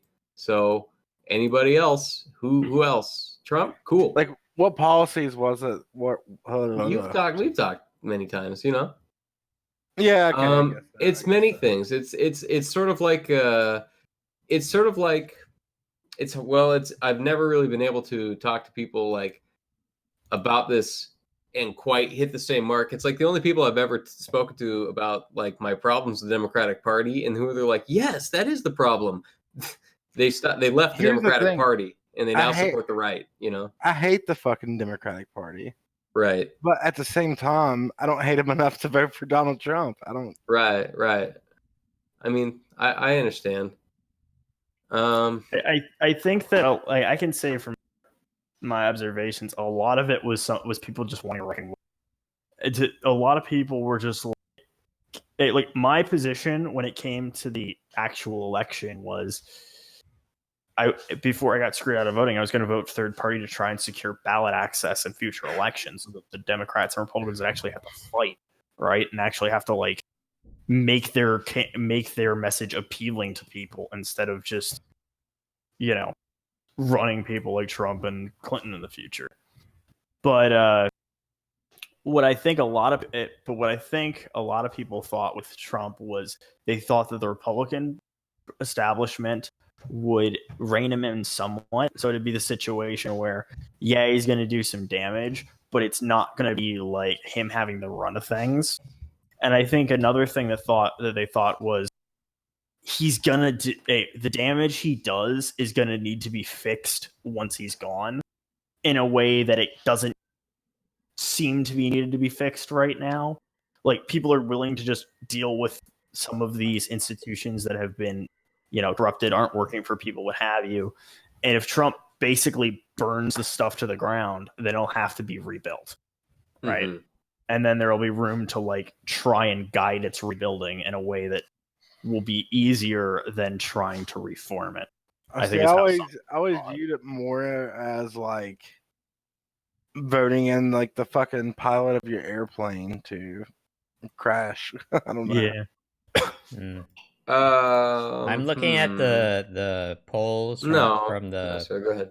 No. Oh, I'm looking at the polls from the primaries right now, and Ben Carson got real close. I will that's say why this, he's in the administration. Yeah, people may get mad at me for this too. All right, so if Bernie Sanders wins and becomes president, I will think it's a good thing that Trump got elected, because I feel like if Hillary got elected, this would have never happened. Agreed. Sure. So even just by virtue of the American people like to change flavor from Democrat to Republican and back every 8 years. Yeah. So, and they like to re-elect the incumbent when they can. So, just mathematically speaking, Bernie would be dead would probably be dead by the time he was able to be president again. Because you're talking another 4 years under Clinton, right? So that puts it to 2024. Then you're talking 8 years under a Republican, so that calls it 2032. Look, Bernie might be in good health. I don't think he's able to run for office in 12 years. He's going to be 88. 80. Oh, wow. Yeah, I mean, neither Trump nor Bernie could do that, I guess. But yeah, Trump will take whatever pills they have to give him to keep kicking. Yep. He's going to take that whatever that Alex Jones shit is, that Manpower X or whatever. Finds out in 5 years it's just ground up sugar. Yeah, he's gonna come out like super ripped, unnaturally strong, and you'll be like, "What the fuck happened to him?" Hey, what's up, Geek with Glasses? Hey, man. Hey, what's up, man? How are you guys doing tonight? I'm doing good. Will you watch? Since you're a mod, will you watch my chat for a minute? So Yeah, I'm watching. Don't do it, Geek. I gotta figure out where I put my cell phone. No, you're good. I've drank a lot tonight, boys. I'm not gonna lie. Boys. Some of these beers, I was looking at them, I didn't realize it. They're like 8.9% alcohol. You mean they're good? Dude, this beer right here, this is a Vermont beer. Scotch ale. Wee heavy Scotch ale. Damn. 8.9% alcohol. 8.9. That's a lot. That is very good. That's what a beer should be. It was delicious. Yeah, I mean, all I drink is craft beer, Brent. I'm an alcohol enthusiast. I only drink good beer, dude. Why would you drink craft This is beer? another good one. This is called First Oh, Light. you said craft, not crap. Yeah, Craft, all I drink is yeah. craft beer too, dude, because that's all I want. Yeah, like after you get into like craft beer, people can make fun of me all they want. I don't give a fuck. Well, drinking, they're getting better. It's got a big hole in the side of it because I shotgun the fuck out of it. Drinking any beer after you drink craft beer is like eating good food and then like living the rest of your life like eating like microwave dinners or some shit. It's like it's not good. Stop doing So it. this is what happened. So as a lot of you guys know, I work in a distillery, right? Yeah. This dude from Vermont comes down once a year and trades us moonshine for. He comes down from Vermont and brings us a bunch of like Vermont beers and cheeses, which I'm a vegan, so I don't really care about the cheese so much. But the beer is delicious, and no one else in my family drinks beer, so they all get the cheese and I get the beer. I'm honestly surprised at this point that has Ben and Jerry's like started making like a vegan version of ice cream yet? Because No, Halo Top does though. Oh, does Halo? Okay, I really like Halo Top. They're good. They make a really good vegan ice cream. It's delicious. Fun fact: Haagen-Dazs isn't actually like Dutch My at all. dude, Monwaves TV in the chat. That's just a name they manufactured for branding purposes. You can't even hear me yet. I'm not even seeing there. What's up, there it is. We're just fucking. We're talking politics, dude. We're saving the world. What the fuck are you doing? And Oh, Monwaves, you're a cooler? Monwaves, it'd be epic as fuck, dude. It'd be so fucking epic if you rip that fucking fat. Tell me what's epic, bro? If you rip that fucking fat bong, that would be so pog right now. Dude, that'd be like totally gnarly, man.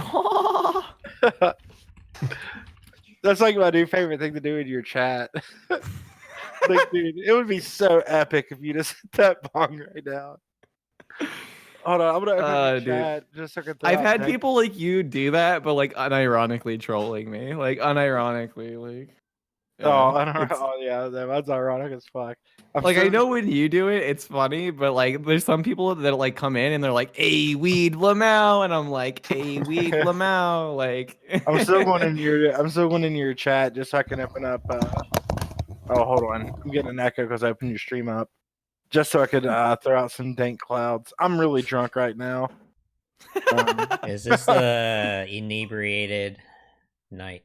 Is that the theme? How was how was going on Scum's thing or whatever? Dude, it was real scumbag. Some people like him, some people hate him. I think he's fucking hilarious. And I'm gonna go on next week too. I'm gonna try to help him get this roundtable going because I was like, dude, if you would just do this every week the same time, this could be awesome because it's fucking fun. It's hilarious. Yeah, I think yeah, definitely. Yeah. It gives it helps my like personal like mental state to be on a roundtable that's not politics. Dude, amen. It's like a nice change of pace to be able to go and meme it up with a bunch of people that aren't like political Andes, right? Because like we can have casual conversations, but everything eventually devolves into politics. Right. Especially with like and not like hating on chat or whatever, but the chat that we cultivate. They're not going to want to come around to watch like non-political content. Some of them will. Some of them fucking love that shit. Better be good. Yeah. Sorry, I saw craft beer and had to go pick up and have to go get a Troganator out of the fridge. Yeah, I'm about to start drinking again here soon. As soon as I find my phone. I mean, you're drunk when you're like, "Where the fuck's my phone?" I think it's in my car. If it's in my car, it's been in my car since like 2 o'clock or some shit. Hey, if you can forget your phone for that long, dude, that's good. Like No, wait, if I So wait, do I need to pay for Realms as well, or like do I just need to connect to the one that you have set up? Like I don't know how this functions. You just connect to the one I have set up. Are you talking about a Minecraft realm? The Minecraft room. I've been trying to get you to join. Dude, DM is like I've never joined one. Tell me how to do it, and I'll do it. You just DM me your username. Okay, it's Mindways TV. That's easy to remember. Oh man, dude, I'm gonna set up a sub goal, and if I reach it, I'm gonna get Mindwaves TV tattooed on me. I'm gonna hold you to those words, dude. I don't even know what the sub goal would be yet, because it's got to be probably like 200 subs. Because I can't do 100 subs. 420 subs, and you'll do it, dude. Yeah. Hell yeah. How the hell do I change my skin again? It's been so damn long. You just go to a website and then download it and all that good shit. Hey, what's up, Synth? You got lights. Yeah, he's been blinking. Oh, can they hear? Yeah. Oh, can they there's hear? Synth is there. They're there. I drug them up. All right. How's it going? So I know I said this like 20 minutes ago. Geek, watch the chat. Make sure no one says the N word. And I'm gonna go use the bathroom. You're on N-word duty, Geek. Yeah, that's like pretty much. There's not a lot of rules in my chat, but people still find a way to break the fucking rules every time, every day. Why, guys? Why do you guys do this? It's because they hate you, Frames. Yeah, I don't know. Hey, Frozen. Hey. All right, I'll be right back. Is there? All right, Geek. Can I say the N word? No. You better. Okay. You better. Is there a theme tonight? Yeah, the debate. Debate. Oh, damn. We're gonna debate the debate. That's what Oh it's no, gonna be. I'm trying to forget it. I'm trying to wipe it from my Why? memory right now. Great. But This is great, dude. It's fantastic. I just want to say the crowd was really great during this debate. Very good. Yeah. Yeah. It was fantastic, man. It was a great debate. Oh god. Don't pretend you didn't like it. You liked it. It was fun. It was fun, I guess. Yeah, you're right. Bread and circus. It was fun. Oh wait, I forgot. Is pirate still a language? I still have. Is what? For a while, they had pirate as a language you could select in Minecraft, and I can't remember if that's still a thing. Nice.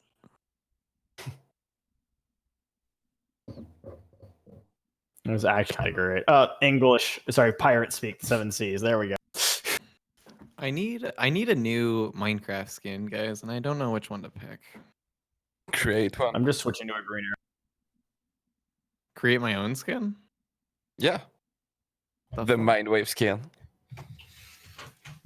Just my logo. It's just Steve in just blue. the logo on every on every block. Just a logo for the head and blue for the body. Yeah, there we go. just a bunch of logos on your legs. Oh, there's a cute cat girl one. I could do that one. Oh, that's I cute. could be a cat girl. Yeah.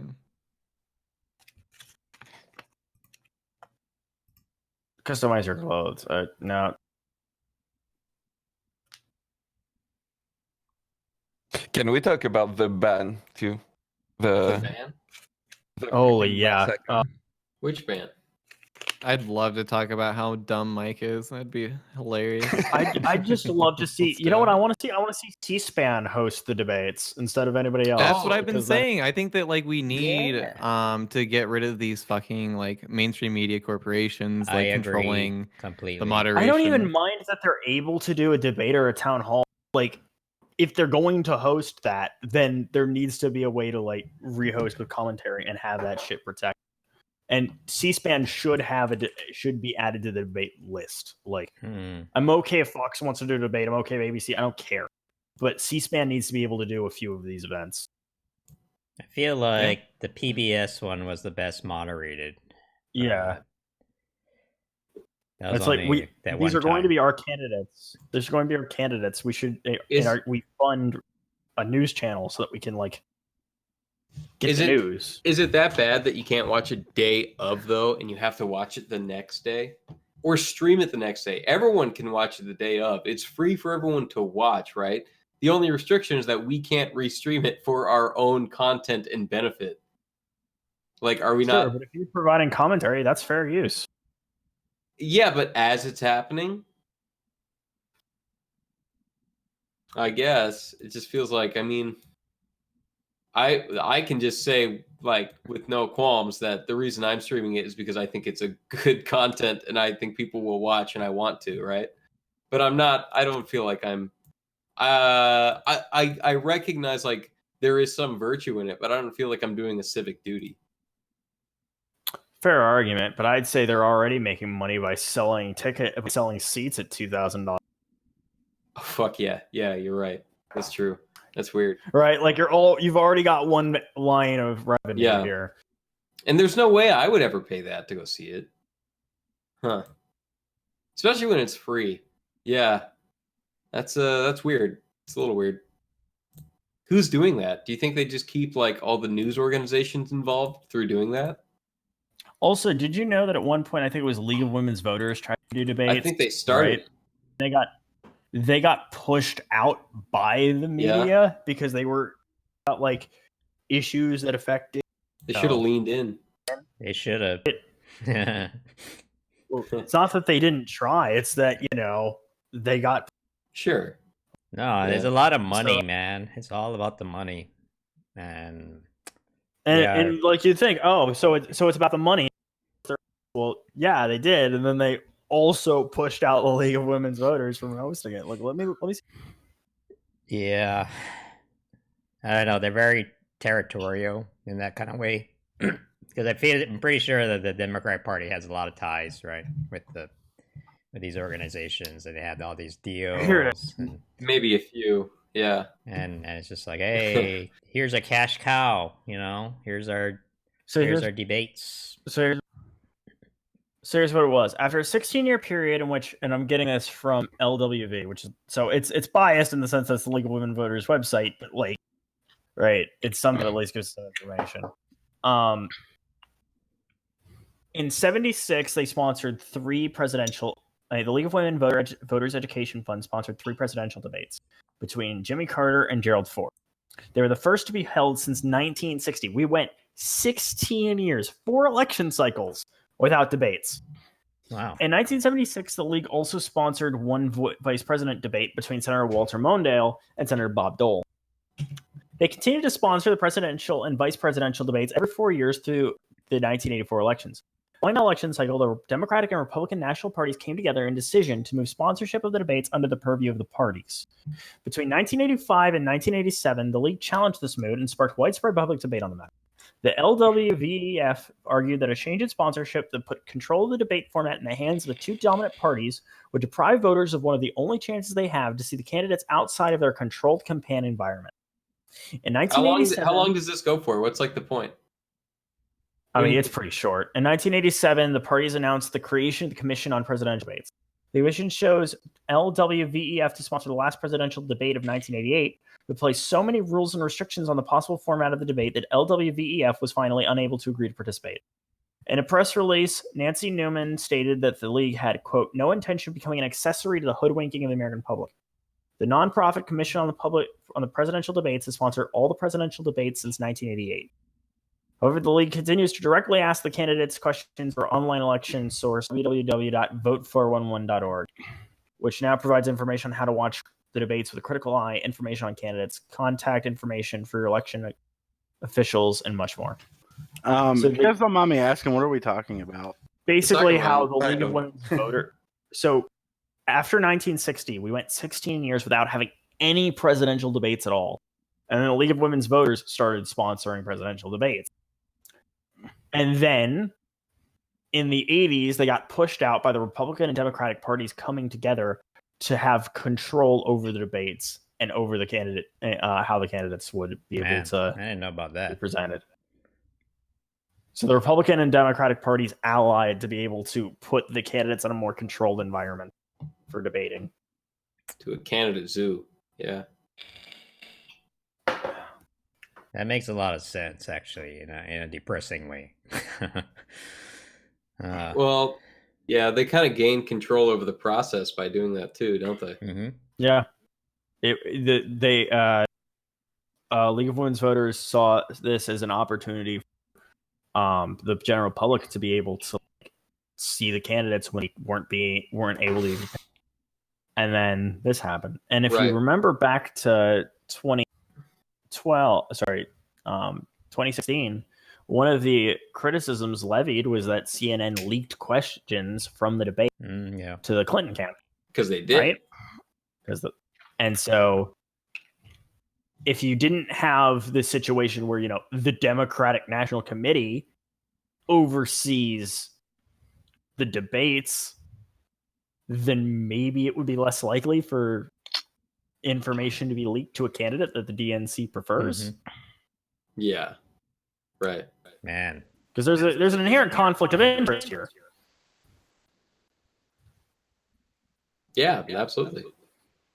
So, and I posted Vote 411 in the Roundtable General, so if anybody wants to look at that, it still gives information like how to watch. Friends, mute your whereby. Yeah. No. Yes, dude. There you go. This is my stream. If I want to echo, I can echo. Sorry. All right, I'm done. I'm drunk. Sorry. I know the League of Women Voters. They're a pretty legit organization, and so yeah, it's kind of sad to hear them getting pushed out like that, Yeah. Encrypted said, I say we move all future debates to the Big Brain podcast. True. I mean, what was it? Young Turks tried to host a debate between Clinton and Sanders, and then eventually, really, between Sanders and Trump was one something that was going to happen, and both parties actually agreed to that, but then Trump reneged. That's pretty funny.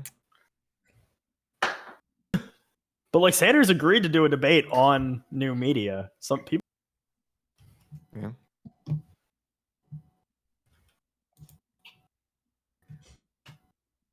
So what got us to here? Sorry, I found my phone, by the way. Well, we were talking about the debates, so we just had I kind of pulled up how the history of the debate has changed. How at one point for a decade it was actually an independent way of vetting candidates that had no control by the Republican and Democratic side. Yeah. Well, Mindwaves, last night in your Discord, we were talking to Eric the Viking and Fletter, and they were saying that if Sanders gets elected, the entire country is going to go blue, and it would be the biggest landslide ever. And it was I disagree with that, although I do think there would be a contest between Sanders and Trump, but it just was that was such a huge statement. I'm I almost couldn't disagree with it. I was what could I possibly say that's going to tell him that it's not going to be a wave across the country of straight blue in every state? That just seems. Well, I don't think anybody was claiming that every single state would turn blue and the revolution's finally gonna come now that Bernie's in the house or whatever. Yeah. But I think that I think it's true that if Bernie gets in office, that it would make it a lot easier to flip the Senate in our favor. You think so? Absolutely. Yeah. Really? I think the only state, I think there's only a couple of states he'd have much issue in, and one of them would be Florida, based on the recent thing. Florida would be. I get hey, Castro, I get that. Yeah, literacy programs were a thing under Castro, and that is a good thing. But maybe don't talk about the one good point of Castro's regime during the primary when you're trying to get short up support, or during after the general. Maybe wait until you're in office before you start playing that angle. Yeah, right. Just a thought. You're like, Because- Mussolini did make the trains run on time. You're like, yeah, and we'll talk about that once we're trying to make negotiations with Italy, not until we're in office. maybe when you're talking about trains, yeah. It right. kind of Yeah. depends, I don't know. though, right? Like how he performs while in office. So it's kind of hard to say. Or Sure, but I'm or just what he saying it's not. does. I don't think. Yeah. I'm just saying I don't think it's expedient to try and talk about, oh, well, there were a couple good points of Castro regime, like the people who escaped from Fidel's Cuba and are currently refugees in Florida don't want to hear you talk about the couple good points of Castro's regime. I talked to that guy. Like, he was a Latino. You can say literacy things are good. You could say literacy programs are good, and not bring up Castro. Or if somebody tries to say, "Oh, you want to do literacy programs," Castro want to do literacy programs, you can say, "This is a good policy, even if Castro supported it." Right? But you shouldn't bring up literacy programs when somebody's asking you to condemn the Castro regime.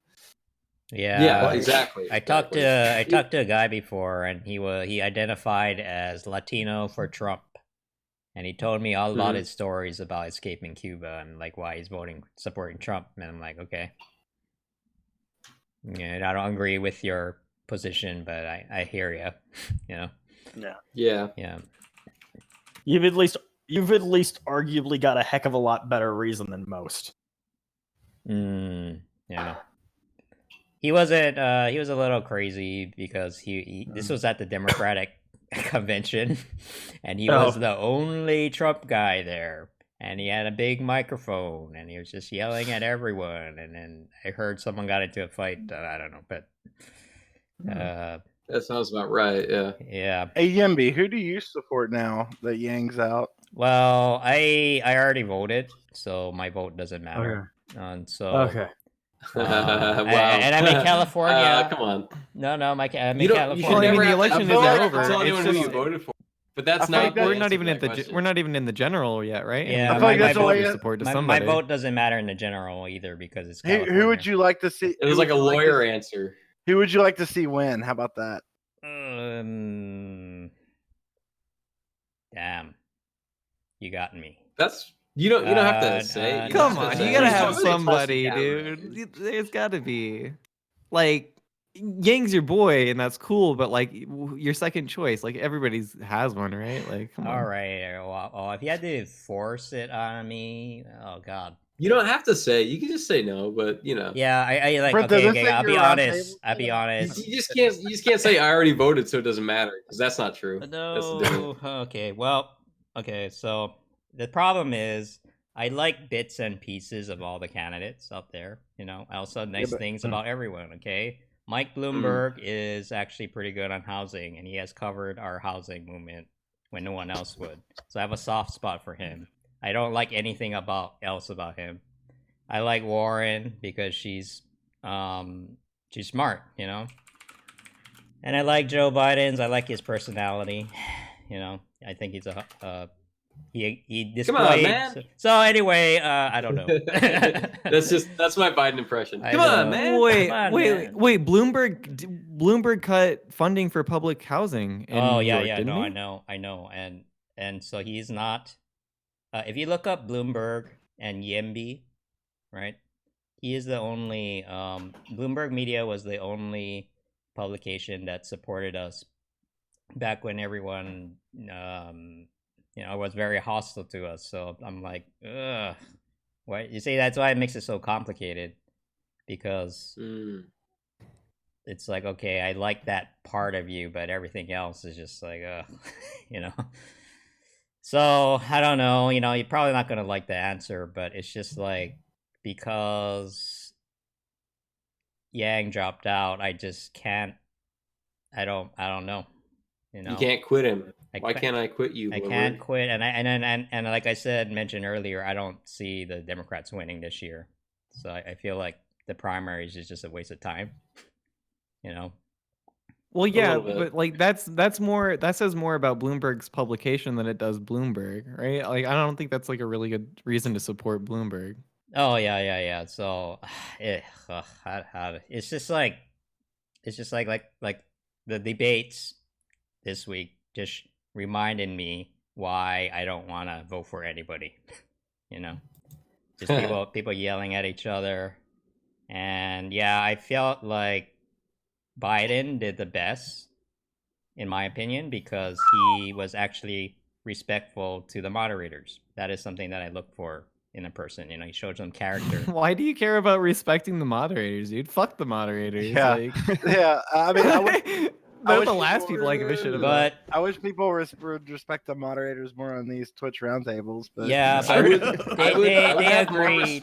They agreed Yeah. to rules. You know, they agreed to the rules prior, and I found it a little bit disrespectful that everyone was just talking over the moderators. You could tell that the moderators were pretty intimidated. You know. Yeah, they Biden. were. No, Biden, that's their job. Of like they like that's what they're there for. Like yeah, but I I don't. agree I they don't were like that afraid. attitude, right? I feel like, you know, Yang is humanity first, right? And you gotta. So I believe in respecting people, even though, you know. Nah, none of those pundits up there that were doing the fucking moderating care about humanity. They're a bunch of like media establishment fucking uppity like. Well, we're not folk, gonna like, agree on that, but My like primary take is just that I would respect the media if I felt like the media was doing a better job and was not like so involved in like the circus of it. I feel like they are sort of complicit in like the ridiculousness. Oh yeah, no doubt. But So I don't feel like they need a great deal of respect because like they gave like candidates 30 seconds and they just talk over them the whole time. Like, thank you, sir, thank you, and they ask them kind of ridiculous questions. And so I'm like, yeah, you're part but of you this can you can mess. separate the machine from the people, right? And that's Yes, you can. I That's feel true. like Biden at least tried. You could tell he was getting pissed, right? He was like, "What the fuck? Let me talk," right? Like, but he was getting pissed, but he's also been sort of like out of the loop on what he should have been doing. I feel this like Bernie got talked over more than the moderators did, and he still won True. that shit. True. Yeah. So here, let's let the chat decide. Hey, if you guys thought that Bernie did the best, then go ahead and sub or gift a sub. If you thought Biden did the best, you can do a prom sub. You guys can follow Brentobox if you agree with my take. What was your take again? I don't know. I can't remember. I don't know. Fuck the moderators was sort of like fuck they the deserve it. moderators. Oh, God. Fuck the moderators. Wait, Yimby, I got a question. So like, what policy positions do you look for in a candidate? Housing. Moderate ones. Hey, we got a gifted sub. What's up? Housing. Thank you. Hey. Are you like a one issue voter then? Like just housing? Pretty much, because housing touches on everything, and if it's a test to see if they really understand how the world works. If Trump was like really good with housing, would you vote for him? Yes, but he's not great. Nobody's good. You would vote, really? Yes. Like you don't care about like, I don't know. That just seems very. No, weird, but single issue. But the thing is, there is no candidate up there in anywhere in politics, even on the local level, who is great on housing right now. So, wait, what about like Encrypted in my chat brought up a good point. Like, what about healthcare? Like that touches on everything. I don't know what you mean by like housing touches on everything. It's just because I'm so deep in this subject. Like it's kind of the way I look at the world, and so. I get it. I get it. Yeah. So healthcare is foreign policy is my. Yeah. So, but like, how to say? When it's the area in which you do, your activism or you do your work, it's the area that you. Yeah, it's often winds up also being rent is my largest expense right now. Mm-hmm. Even more than healthcare. So it's mainly wait. So it's mainly like selfish motivation then, right? Well, it's rent is the highest expense for a lot of people. It depends on when you live, Yimby. right? But what's your ideal? But do you not care about like putting the best candidate forward so that we can like have a better president, so it can so we can increase the standard of living for all Americans across the country, like, or do you just care about housing because like that affects you the most? I find that people who really get what needs to be done in housing, you have to have some amount of character and some amount of to see through the bullshit. And so, it really, at least for me, the way I look at it is just kind of, it's all tied together, And so, I mean, that's the thing. That's the thing. Like, that's why I'm not really excited about any of the Democratic candidates because they're all bad. That doesn't make any sense to me though. Like all like issues are connected at some in some level, right? Like I don't know what you mean by like housing. Like I don't know. Just But I get it being your first issue, right? And I think that's totally fair.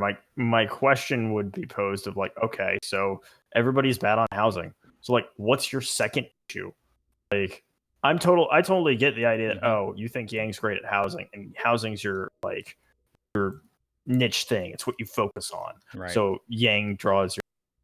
But when Yang's out of the race and you don't think anybody else is good on housing, you have to have something else you care about. Right. Like for me, foreign policy is my number one thing. But if every candidate was bad on foreign policy and abysmal on foreign policy, I'd find something else to determine who I was going to back with. Yeah, I mean, I could say like entrepreneurship, small businesses. Well, that brings us back entrepreneurship is not a policy position. That's a characteristic. Like that's a description. That's an adjective. No, but you could be you could be a candidate that is pro small business, right? And that's also like policies like minimum wage really go against that ethos. Right. So like yeah. Wait, so you're like anti like minimum wage laws then, or like minimum wage hurts small businesses the most, and well, yeah, because they can't pay people like slave labor wages, right? Like, I mean, but it also hurts them in realistic ways too that are not just pure slavery situations. So sure, if we raise the minimum wage to like $25 tomorrow across the United States, it would probably have some like negative impacts. But like the end result of minimum wage is that it puts a lot of small businesses out of business and gives more power to corporate. Corporate if America. You're out of business because you can't afford to pay your employees a livable wage, you shouldn't be in business. Yeah, and that's what's going to happen. But it's a way for corporate America to crush their competition. Yeah, that's a good way to say it too. You do realize that there are a number of laws that are put in place. Hey, we have a regulation. It's a regulation for companies over X employees. You could easily, if you're really that concerned, you could easily support the idea of, hey, if you're a mega corporation like Walmart, you got to pay X. But if you're like a mom and pop shop who just employs your kids, then you can pay Y. Like there are ways to scale things for size of business. Yeah, are we doing that? We have tons of regulation. We might not be at the moment, but that doesn't mean you can't support the idea of minimum wage and just say that there needs to be issues with it. Is there anyone supporting that right now? If we want to talk about somebody, Ben Carson at one suggested to minimum wages. Like, I know that's a weird pick to go to, but like, True. It was one of the only halfway decent ideas he had in his entire candidacy. And then he came out and said, said, I think the pyramids were used to store grain. And I was like, okay, please get get away from any position of power. Yeah, well, okay, another one. So another example is rent control. So rent control feels like you're helping the tenant, but actually it damages the housing supply, and it ends up hurting the people it's trying to help. So I prefer like the problem with rent control is that you're putting the burden of helping people onto private citizens who are landlords, right? And so it can be a very damaging policy for people who are middle class. Most landlords are actually come from middle class backgrounds. So there's all these things, it's kind of floating around in the Democratic Party, and I just can't, it's just like, ugh. What made you care about housing so much? I lived in San Francisco, and I worked for the city of, I worked for the mayor's office housing up there. And if you've been in San Francisco, it's a very depressing place. I was there for about a couple of years, and I just noticed all my friends started disappearing. You know, they couldn't afford to be there. And so San Francisco is like the absolute worst, you know? But if you this is an issue that's happening everywhere. And I don't know, like some of the most nastiest fights that we got into were Democrats, you know? Maybe they would this is the thing that we fight against, you know? Basically, anytime we build housing or we propose to build housing, the NIMBYs, right? Not in my backyard, folks. They come out in droves with picket signs and like, don't build that homeless shelter over there. Don't build that apartment. You know, they don't want to live near poor people. Wait, okay. Yeah. So you said most landlords are middle class? Yes. From what I'm reading here, so most so I mean, it a large depends how you percent of- define it, right? Yeah, like the richer landlords own more of the buildings though. And they evict people at a higher rate, like significantly higher. Okay, but that doesn't like. Yeah, we're That- we're in a severe housing shortage right now, and it's not very productive to punish landlords on this issue. Really, we need to build more housing, right? It's a housing supply. Well, isn't there a lot of landlords that are just holding property because the property value is too low? Yeah, that's a very small percentage. But it's happening in the places where the pricing is the highest, like New York, San Francisco, Seattle, Yeah. places like that. LA, yeah, LA. highly dense metropolitan areas, yeah. So Which is the only places where the issue really is. Like where I live in the Right. middle of fucking nowhere, I can rent an entire house for $700 if I wanted to, or a trailer. No, it's better. for, It's definitely better in more rural areas. But this is the story of San Francisco. Basically, they use tax cuts. Well, San Francisco is really unique, by the way. I'll go ahead and say, but I'll let you finish. Yeah. San No, Francisco is but very this unique. illustrates the problem of at its worst. So, San Francisco has they basically gave tax cuts to companies like Twitter and a lot of those tech companies because they wanted to become the tech hub, right? And so they actually purposely brought in all these companies into the city, and then as a result, you have all these workers coming in, right? And what they did not do is they did not build enough housing to accommodate those new workers. So supply and demand, and that's why the prices have gone up. And they made it illegal to do so too, as well. On top of that, so it's a they mess. can only, like in San Francisco, you can only build places so high. I Like, they know, can't be over, and it's like they're doing this on purpose, you know. Yeah, no, absolutely. Yeah, and like they use excuses like we want to see the sunset and shit like that. Yeah, okay, you know sunset about it a laws little are bit then. Yeah. Well, yeah, Yeah. so like housing is definitely a problem in these areas, but like what made you like care about it so much? Was it just because like this was an issue that was like close to you? Like is this just an issue that sort of fascinates you, or like yeah? When I worked for the Well, city, mhm. I saw it like gave me one. I had all these like really bad experiences just living up there, but when I worked for the city, it's like hit me. I'm like, oh, this is why. Oh shit, you know. And then I used to work for affordable housing. So it was because of the NIMBYs that made you care about the housing issue? Oh yeah, they're real mean, man. They're really mean, and they're Democrats. So like, you know?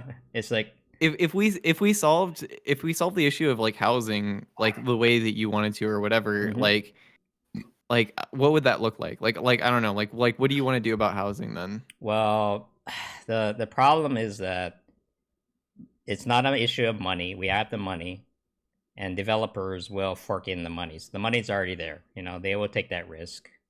It's not that we don't have enough land. There is enough land. It's really every time we try to build apartments, is that they block it at the local level. You know, on the city level, they'd be like, "Okay, we're gonna build this homeless shelter here, and the way the law works right now, if you're a resident in that city, you can block it, even if you're the minority. So there's a lot of abuse of those levers going on right now, and nobody's talking about it, you know? And so that's why I was really sad during this debate, because they had an opportunity to talk about it, right? They had talked about affordable housing, right? There was that one moment, but nobody took it. Nobody took the chance. So I'm just really disappointed. But like, you know? so you want to make it harder for NIMBYs with like, but like outside of that, like what else, like what sort of like housing like policies do you support? Like, I support public housing, by the way. So that is something I agree with Bernie on. Okay. Yeah. But again, it's bits and pieces. You know, I agree with that part of you. I agree. Like what did Yang have as far as like housing policy that was like really good?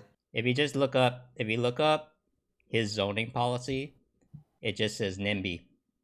He is the only one in the race willing to say that word.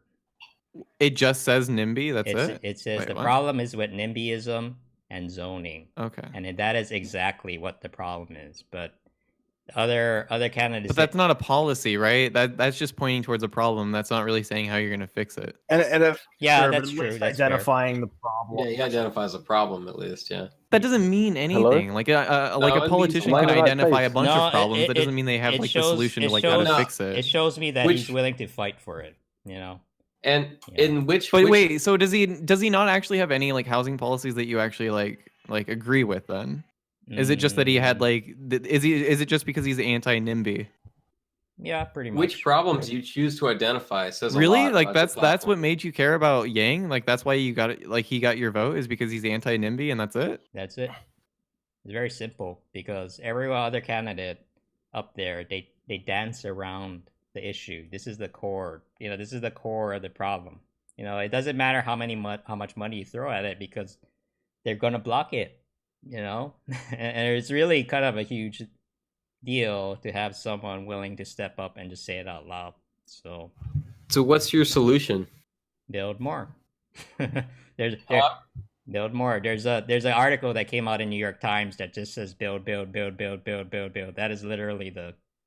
Well, the thing is that like to solve the problem with NIMBYs, you can't just say like, well, we're just gonna build, right? Because like you would have to like have some sort of like regulation or like policy that would like take away like NIMBY's rights to like yeah, that's the issue. do that, right? Yeah. Like yeah, the fact of the matter is that like these people have the right to do those sorts of protests. Unfortunately, like how are you gonna solve that? You can't just say like, well, fuck you NIMBYs, we're just gonna build houses anyway, right? You can if the feds come in and lay down the hammer. That's what I'm waiting for. No, you have to do that through policy. No, like the cities right now, they are not meeting their own housing goals, but nobody's enforcing it. So we need someone who's willing to enforce Are it. you saying basically there is a policy and a method for the federal government to enforce? It just hasn't been actually like utilized. Yep. Is that Like, for example, LA is short about 1 million units right now. 1 million. okay? But that doesn't answer the question I just asked. No. Are you saying that there is a mechanism in place and it hasn't been? There is a mechanism, and they're not utilizing it. So What is that mechanism? every city has housing goals that they set. So, hey, we have this many population, we need this many units, right? And Sure. so they do those Yeah. studies every year, and then it needs to, but nobody's enforcing it. That's why we have a we have a runaway. Well, that's not homelessness. something you can enforce. That's just data that shows you how much housing you need to, right? And then like setting a goal. That's not like something that you can enforce. Unless That's just they're- having a goal. Unless those studies are like conducted by the state or the federal government. No, it's done and by are the state. binding. It's done by the state. Okay, so what you're telling me is the state runs studies on individuals, and then the cities are. Are you telling me the cities are bound to meet the expectations of the state, and that just isn't being like, enforced? for example, Gavin Newsom. Well, no, we're not talking Or about that is should the- be. We're talking about whether they are or not. Because if that's the policy, then it's fine for somebody to just identify the issue and say we need to pull the trigger. But if that isn't the case, then yes, identifying the problem is a good start, and it might be more than a lot of others are willing to do, which point there. But you need to take the next logical step and put forth actual policy to address the concern. If you're telling me that there is a mechanism already in place that is binding, that can be enacted, that can be enforced, okay, so here's then an, just here's an identifying the issue example. is valid. So Gavin Newsom, right, the governor of California, Finally convincing a buddy of mine who's Republican to start considering Democrats in California, which takes a lot. But yeah, so he has recently threatened to pull funding from Huntington Beach because they've been blatantly ignoring their housing goals, you know, and so so there are mechanisms in place or ways of trying to do it, but then the pushback I would offer is that seems to be something that is enforced at the state level. That the state has the mechanism and the federal government does not. So the federal government doesn't have the mechanism. Then the federal government then somebody running for office should still suggest ways in which they can utilize that mechanism at the federal level, or put forth more policies to give them more leverage in this issue. I mean, I guess you could argue eminent domain. Screw you, this belongs to the federal government now, and we'll do it as we please. But eminent domain is like the least popular way to get things done in the country. People hate that because of how it's been used for like building highways through places that were owned by a family for 4 generations. You guys know that building public housing in California is basically illegal? Yeah. No, I didn't know this. Yeah, look up Article 34. But again, it comes down to local control. You know, city government. I mean, it doesn't surprise me. You're the state that had spite fences. I know. I'm like, and there's lots of land to build housing on public lands, but we can't even do that. And we need the permission of the local government in order to build public housing units. And they're like, nope. They say no every time. So we're trying to repeal that law right now, but it's just like I look at all the like nobody's talking about it, right? Nobody's talking about housing in this way, and it's a little discouraging, you know. And so well, the thing is that like you say nobody's talking about it, but you say that you support Yang because of his housing policies. But when I ask you what his housing policies are, you can't really give me anything other than like his website says he's anti-NIMBY, right? So that's why like I'm trying to get to like something maybe deeper here, or like I don't know. It just seems very hollow, like a specific way of enacting. And we don't need to. We can quibble over the issue. That's not the thing we're looking for. We're looking for mechanisms that could be put forth by the federal. Yeah, I mean, the thing is, like, I mean, you could come up with a housing plan. Like Warren's housing plan is actually pretty good, but in housing, the process is so complicated that whatever you propose is definitely going to change.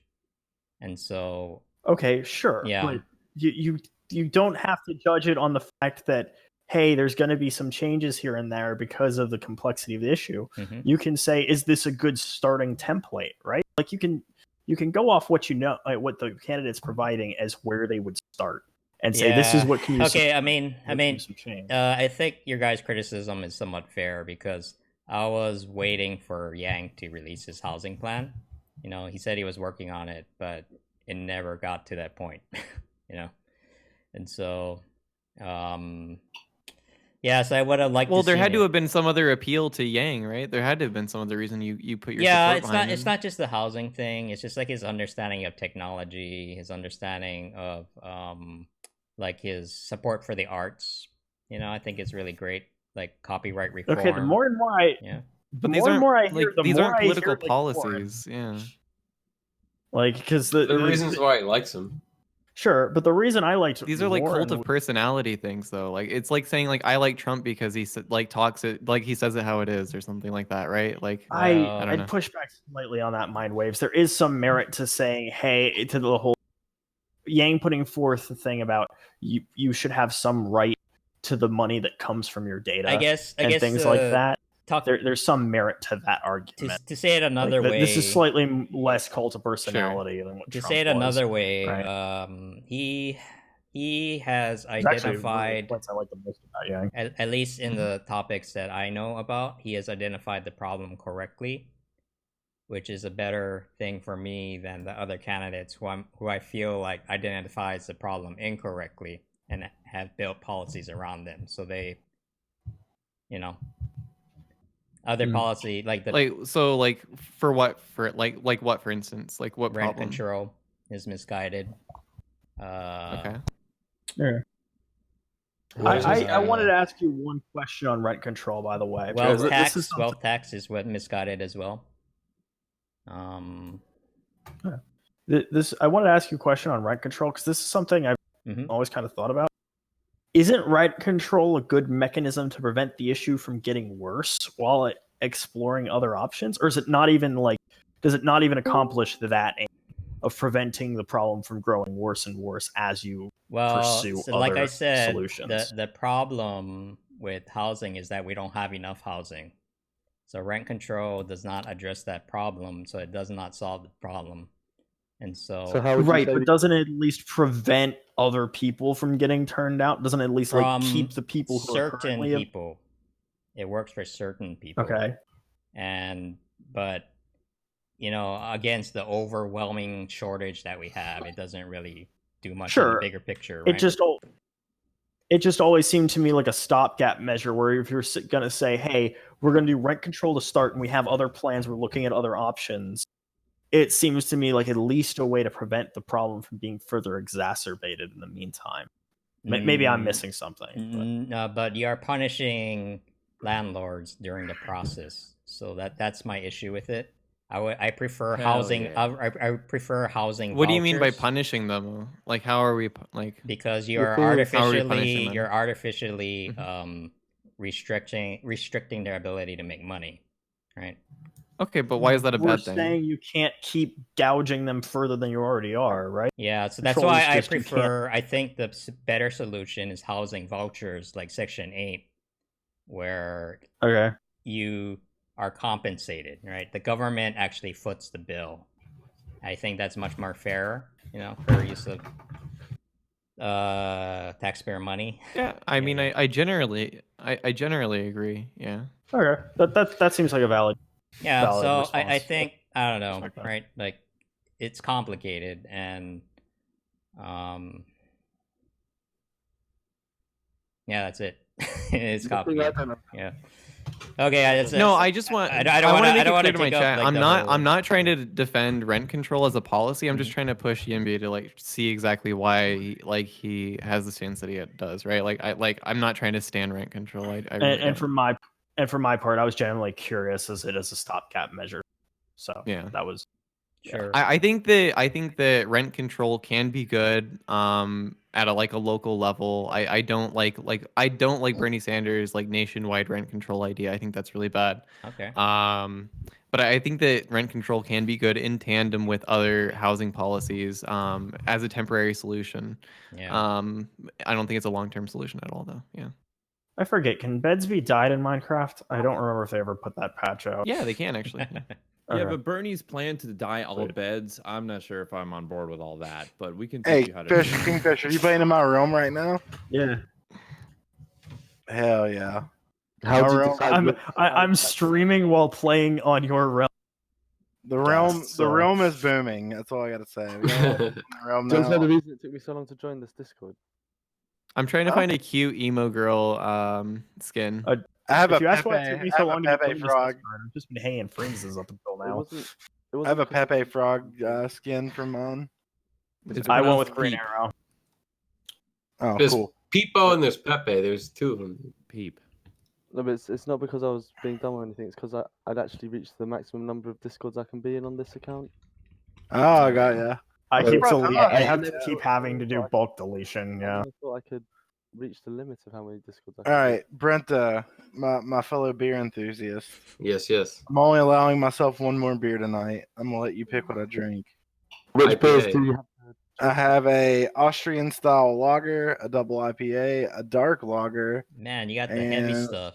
An American brown ale. Tell me what you had before this. At least what you had most recently, if you've been drinking too much. The most recent beer I had was a. Don't drink lager unless you're. I want to know. I want to know. Say it. Was a Scotch ale. Scotch ale's good. Scotch ale. So it's probably go with that's the brown awesome, ale. dude. Yeah, Yeah, that's the my first answer is Scotch ale I've ever had. drink the double IPA. That's my answer. Okay. Well, I got two different IPAs. Double IPA. I love double IPAs. What are you guys talking Me too, dude. They're the shit. Which one has more alcohol in it? 8.1 and IPAs are disgusting. I can't. IPAs 8.2. I guess we can put the 8.2. I'm gonna go drink an IPA right now. Listen, if I want fruit in my beer, it's not because I want something that tastes. Hey, all right. So Meiji Moose. He has no idea. He doesn't know. I told them that if they would sub to me, I would tell Mr. Supreme that they love them.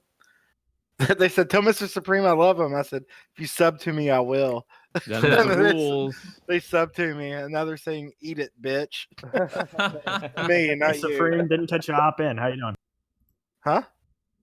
I didn't catch the Supreme hopped in until just now. How's he How's doing? everybody doing? He's doing good. He Good, came in. Jesus. I just rolled Forgive out of me, bed. Jesus. I'm doing really Okay. good today. Well, it's 4:46 in the morning. I probably should be sleeping. Tell Supreme that I love him and that Vivian is a bad motherfucker. I am a bad motherfucker.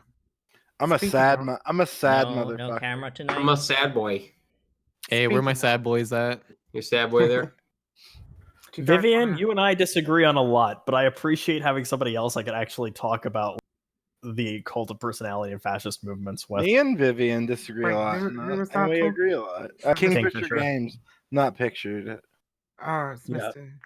I just appreciate having somebody else that I can talk about the radicalization Yeah, process with. yeah. So talking about that, do you guys want to know what I've been up to today? Making my eyes bleed with. Go. Please no. Please. Tell us about the good fight. The affidavits for two separate arrests. One of 4 Atomwaffen members. One of 1 Atomwaffen member. There is some fucking weird shit right around these. One of the arrests is of a guy called Denton, who is like basically one of the leaders of Atomwaffen for a while. He's fucking super weird. So in order to because I'll probably end up writing a piece on this, I've had to go back Wait, to Vivian, before we get too heavy into this, I'm gonna let Synth shout themselves out real quick. All right, Synth, they gotta get going. Okay. Yes, Freem says drunk I'm Jew. Synth. Okay. Yeah, I'm Synth. I do politics and philosophy. I didn't say anything tonight. Usually I push a bit harder. I don't know. It's been a day. But I had a good time tonight. Good time talking to you guys. Appreciate being able to come on with you. It's good to see you all. So Good to see you too, mate. Hey, good Talk to night. you soon. All right, Get some Synth. rest, Synth. Thanks for coming by, Yeah, Synth. get some sleep. All right, and this is the whole reason I invited Vivian. So continue. All right, yeah. So super fucking weird shit. All right. So Denton, I've had to go right back to 2018 and have a look at some articles and stuff, and some stuff that we pulled up in 2018, which was all about how a weird satanic death cult were infiltrating Atomwaffen, and Atomwaffen dudes were getting really pissed off with it, saying shit how do you allow in people who explicitly say they are satanic doomsday cultists to infiltrate right-wing groups in order to press their agenda? So the leader of those guys has just been arrested, and the affidavit's a lot of fun. But the other one is even more fun because there's So wait, you're telling me that neo-Nazis are dealing with the occult issue that the actual Nazis dealt with? Yeah, basically. It's pretty funny. But I mean, all that shit's coming to a head because it looks like the Satanists have been essentially ratted out by the base members that were arrested ahead of the Virginia thing a little while ago. It's very weird. I was just about to say the wheel of time spins on. can't tell if what you're saying. Yeah. But the other affidavit has this fucking hilarious exchange in from their encrypted chat, right? I'm gonna read it, but I'm gonna edit out some of the nasty words. Okay. So I'll just reply to the. I'll just refer to the guys as like 1 and 2. Okay. So 1. I haven't seen. They're asking where the guy called. The guy who calls himself Rape is. He says I haven't seen him in 2 weeks Classy now. dude. Work. Blah blah blah. Oh, here we go. So 1. It's annoying to go on Fur Affinity to look for cool Nazi furry shit and see a bunch of ableist slur like Nazi furs fuck off posted. They are literally just sitting there complaining about how the furry community won't let them in, which is hilarious. And like this whole exchange is in the affidavit, but the FBI officer who's writing up the case like says nothing about it, just fucking blanks it, just talks about other shit. It's just like everything else. It's like, from my education and training and my knowledge of the case, I have deduced that blah blah blah blah blah.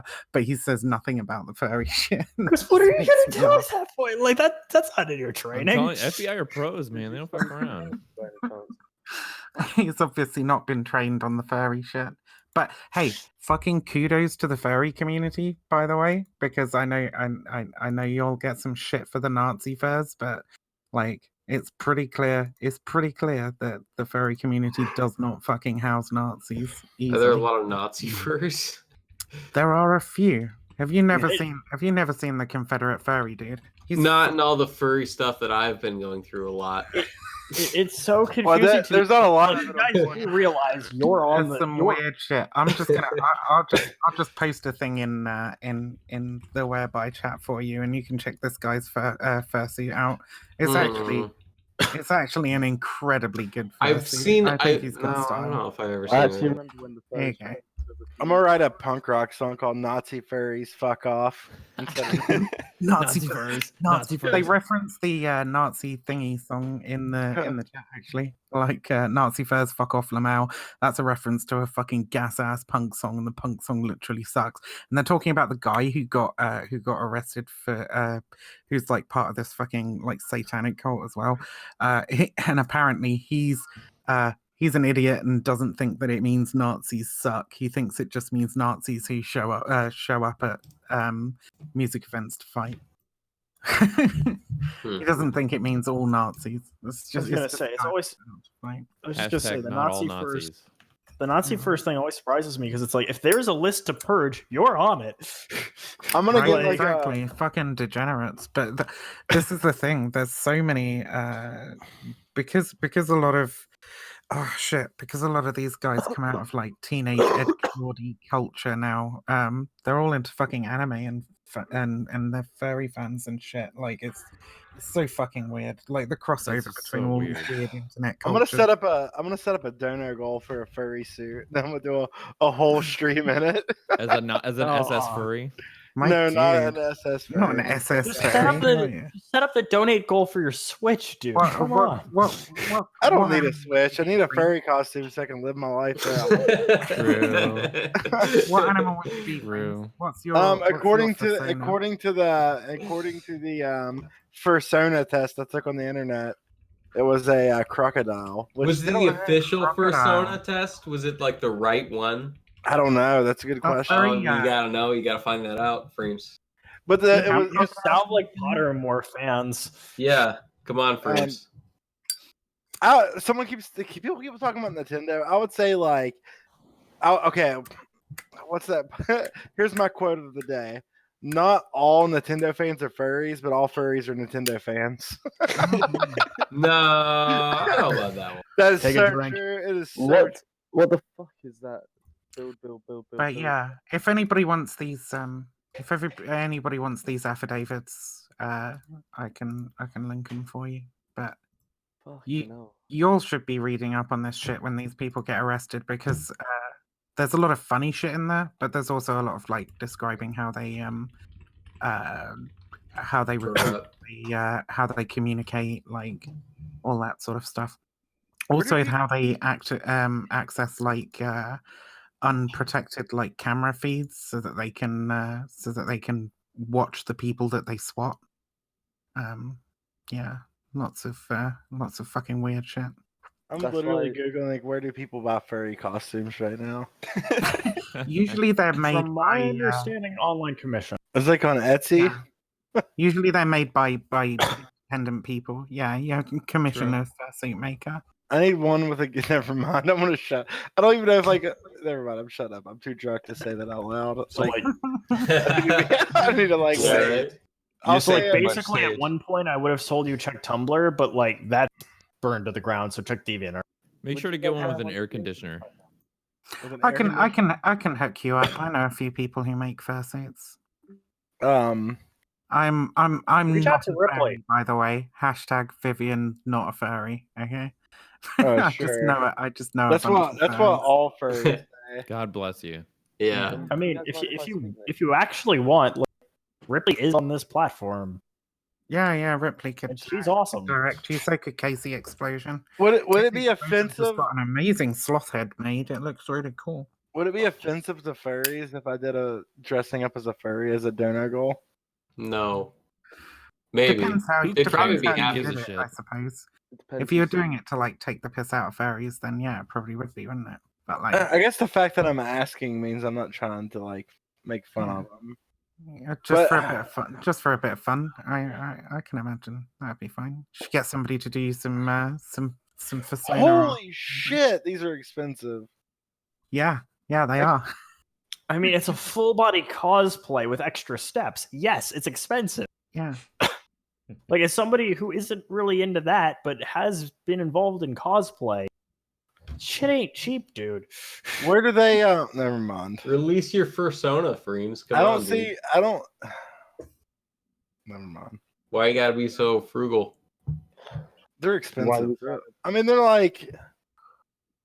I don't know. Now hearing Just you guys buy the talk- head. Just get Also, the head, and then be the if guy anybody in the watching, takes commissions for cosplay, like, hit me up. I've been looking to get somebody to do a DMA cosplay for a while. It's too much. How come everybody wants to be a wolf? Because wolves are cool. Because they're noble and courageous and Symbolism. In a world full of wolves, be a yellow-toed frog. And I want to fuck them. That's why. Well, we found Frames' persona. The yellow-toed frog. You had to go there, Mr. Supreme. You had to fucking go there. Go there. It's step one. That was the first lily pad.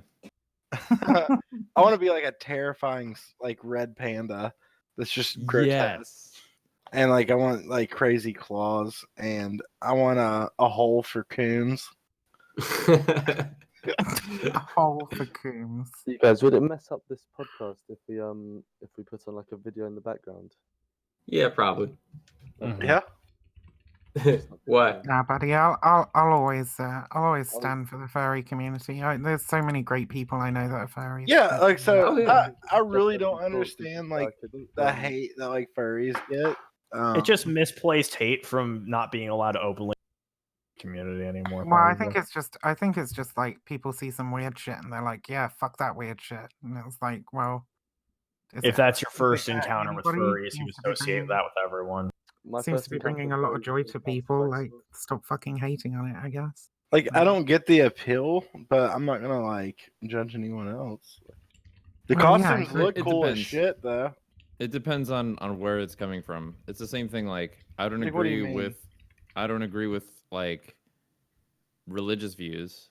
So I also don't agree. I just think that they're incorrect if they think they have the soul of a furry. That's all. I'm not gonna go out of my What way do to you mean persecute they them. Hey, dyslexic Oh, you're against like Supreme, you hit the nail on the head with that one, mate. What the fuck are you What the fuck are you talking about, Mr. Supreme? What do you mean the soul of a furry? The soul of an animal.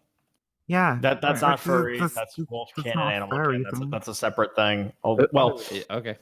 Fair enough. Yeah, I mean, I'm not saying all furries like subscribe to this idea, but I'm saying if they do, like, I can just like think they are not correct. Imagine flagging off an entire group and not even knowing anything. So like, about them. so Holy like shit. with It's true. I'm furry ignorant. Enlighten me now.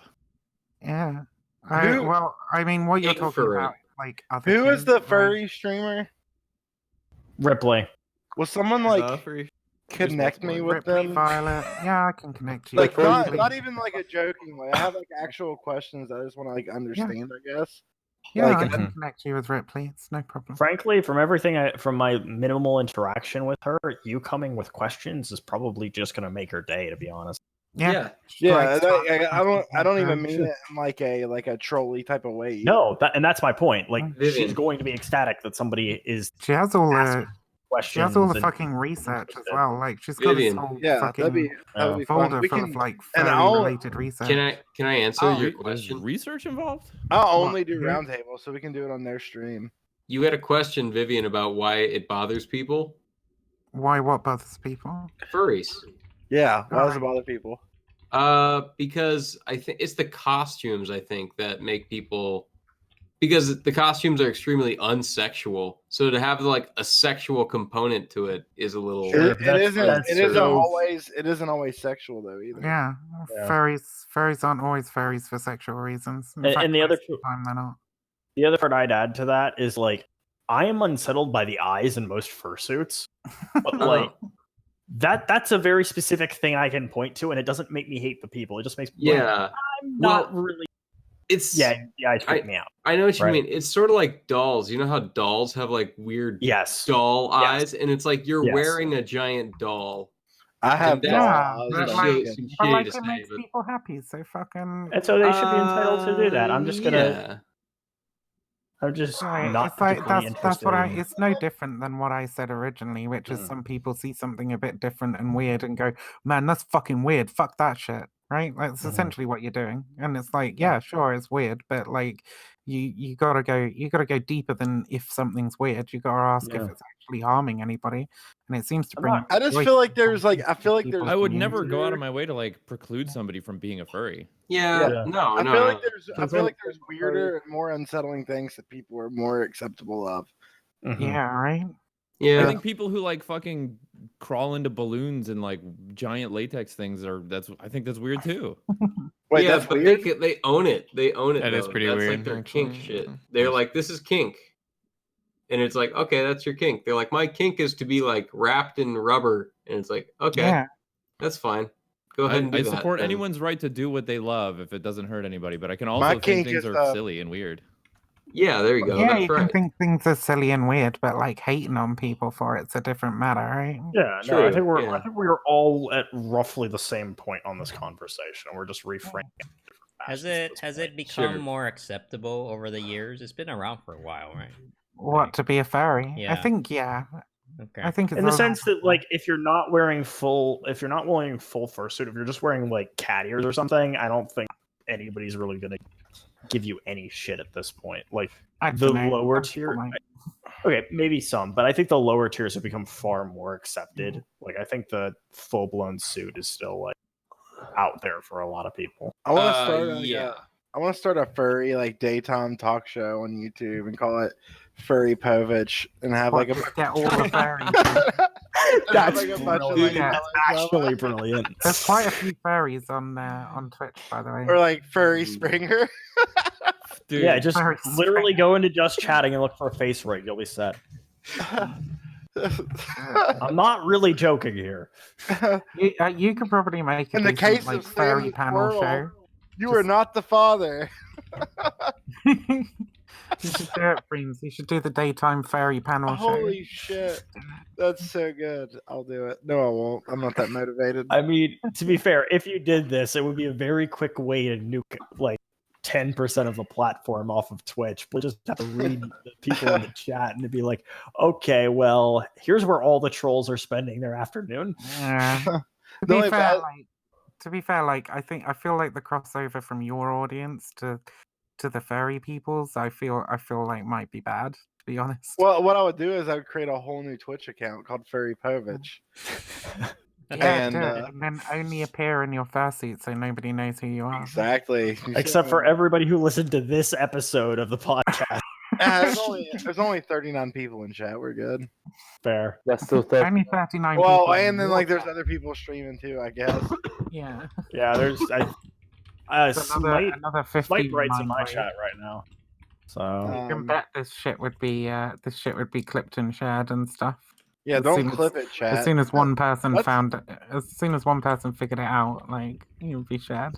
Well, I'm gonna stop stream right now and delete the VOD. No, I'm not doing that.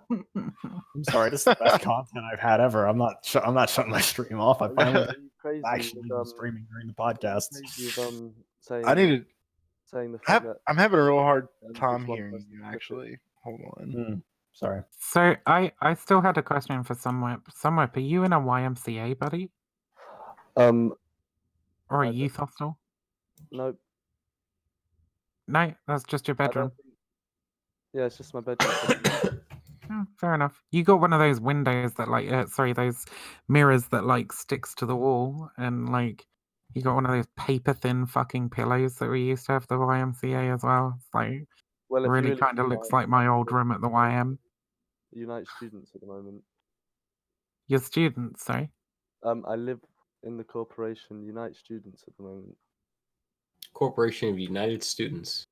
Yeah, I don't know what the fuck that is, No, but there's Yes, a company lot of in words. the UK that runs student accommodation called Unite Students, and I live in one of their buildings. all right, cool. that makes sense. It's like student accommodation rather than like Student hostel housing, gotta accommodation. do it, yeah. Yeah, Do it's you like have similar an shit. opinion on But something? guess how much it costs a week? I don't know, like 50 to $50. 50 quid. It's actually just over. Oh, you're UK, aren't you? Like for so what, like £50?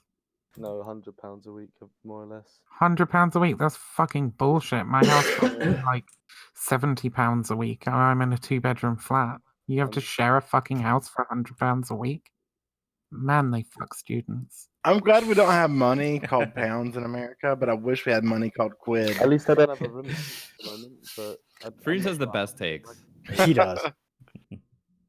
Whereabouts are you in the UK, buddy? Don't dox yourself, but just like vague area. The South Coast. South Coast. Cool. Cool. You're a little I'm up soft.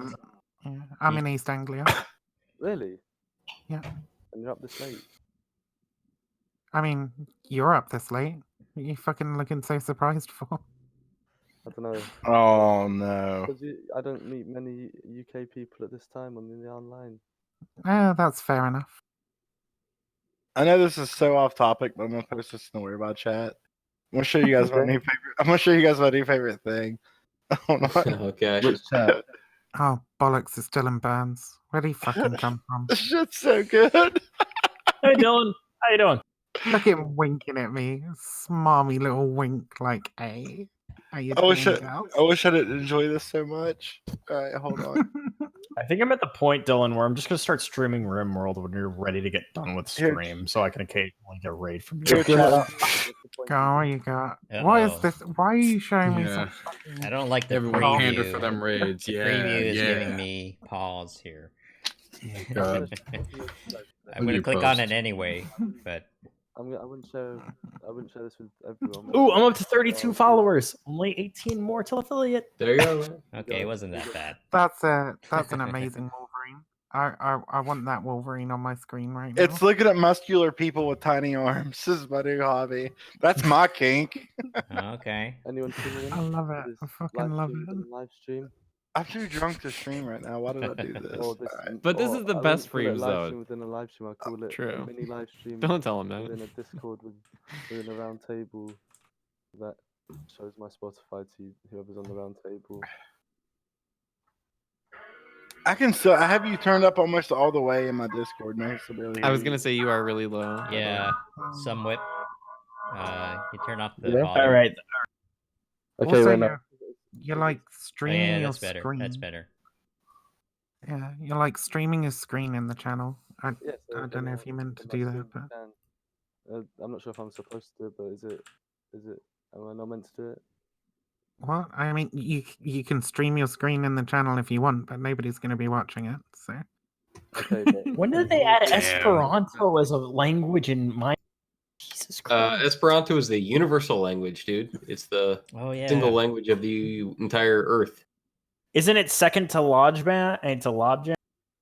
Lodgeban. I don't know what that is. I was interested in learning that at one point, but I'm like, wow, that sounds really useful, and then turns out it's not. Right. Oh, Esperanto, yeah. Yeah. You know who's fluent in Esperanto? William Shatner. Yeah, you could watch one William Shatner movie. No way. Oh, Yeah, it was one of his first feature-length movies. Kirk, Was Captain entirely Kirk. in Esperanto. Esperanto is the Lodgeban- future. It's the future. Yeah, man. dude. You're living in the past. You need to get in the Esperanto world. Who's playing R&B Who's doing it? So hear it. LodgeBand is constructed syntactically unambiguous human language created by the Logical Language Group and succeeded by the LogBand project. Started development. All right, who's playing music? This is I don't know who it is. It's not me. Definitely wasn't me because it's making me sad. It's definitely some whip. I gotta figure out where I'm gonna set up my house. I've died 3 nights in a row. He's got a fucking headset on. How the fuck are we hearing his hip-hop when he's got a fucking headset on? Vivian, you get to be a picture of Tiger Wolf with a tiny arm. Oh, you can do that. Yeah, I can do that. Ooh. We have that Using technology. powers, I see. It's, Nice. the power. The power. It's so funny. You know, I've been disappointed with political streamers about recently. What? It's like literally like hardly anybody talking about all the shit going on in Canada. I mean, we just finished like a massive charity stream about it with Kuchin Gang and a few others, but like, I'm surprised it hasn't been a much bigger topic, to be honest. What's happening? It's been crazy. What's happening exactly? It's not much for Americans to talk about. Yeah, I've streamed once. Well, you guys tried to do a very similar thing, or did do a similar There are thing. right back with countries the outside Keystone of the Pipeline. United States. Oh yeah, absolutely. Oh, really? We have a lot of things going on here, Vivian. We're focusing on. Yeah, well, you're mostly focusing on the fucking like Democratic primary, which is cool. But, like, Yeah, that's all we're doing. Yeah, that's true. Yeah, in the bigger scheme of things, it's such a small. Who cares? Yeah, You in my know? defense, this is. I mean, you might think that now that Yang's out, but like it's still pretty big, buddy. No, nothing matters anymore. Okay. Fucking doomer hours. Can you guys believe Andrew Yang dropped out? Yeah, I can't. I thought it'd be in longer. Can't believe it. I thought he would at least go to Super Tuesday. You know. It's like, Me too. Me too. I thought he would have waited until somebody else formally formally added universal basic income to their platform, and then he What dropped happened out. was he did the math and he was like, I can't afford it. I mean, he is You're the not he is the wrong. math. You're not wrong, man. You're not wrong. Here's the thing. Here's the thing. Like, if Andrew Yang was in it, he'd probably be my third or second pick. I know everybody He says actually- that. It drives me nuts. He was my. not, He was my even, second. not even close. Like Even Yeah, if not even maybe close. third. Fifth or Maybe sixth. third. Yeah. Well, It's anyway, Deval we Patrick's ran out of fucking- money, man. We ran out of money. That's it. As Deval I Patrick actually couldn't tell you if fucking Deval out, Patrick's still in the race or not. Wait, who would you? Well, he didn't just run out of money. He ran out of support, right? Like he didn't really have the support he needed. He wasn't pulling where he needed to be. Yeah. There's obviously a lack of funding, but it's like, all together, right? It's all. Vivian, who would you have picked over him? Besides, I know Who would obviously I picked over Yang? I would say obviously Warren and Bernie, but who else? Warren, Bernie. Inslee, if he was still in the race, actually, because Inslee. Mike Oh, man. Gravel. I mean, honestly, the candidate who ran his entire campaign off nothing but climate change, yeah, I'd vote for him. I would have picked Klobuchar over Yang. I wouldn't. Oh, the clobber. I'm sorry, Klobuchar just. If there's one candidate I don't want to have to cast a vote for, it isn't even Bloomberg. Like I despise Bloomberg, but the one candidate I don't want to have to cast a ballot for is Amy Klobuchar. What? And it's because the first thing I ever did, politically. Well, hear me out. First thing I ever did politically was oppose PIPA and SOPA, and she co-sponsored that legislation. So it'd be this moment of like, oh God, do I really have to? It's personal. I see. Yeah.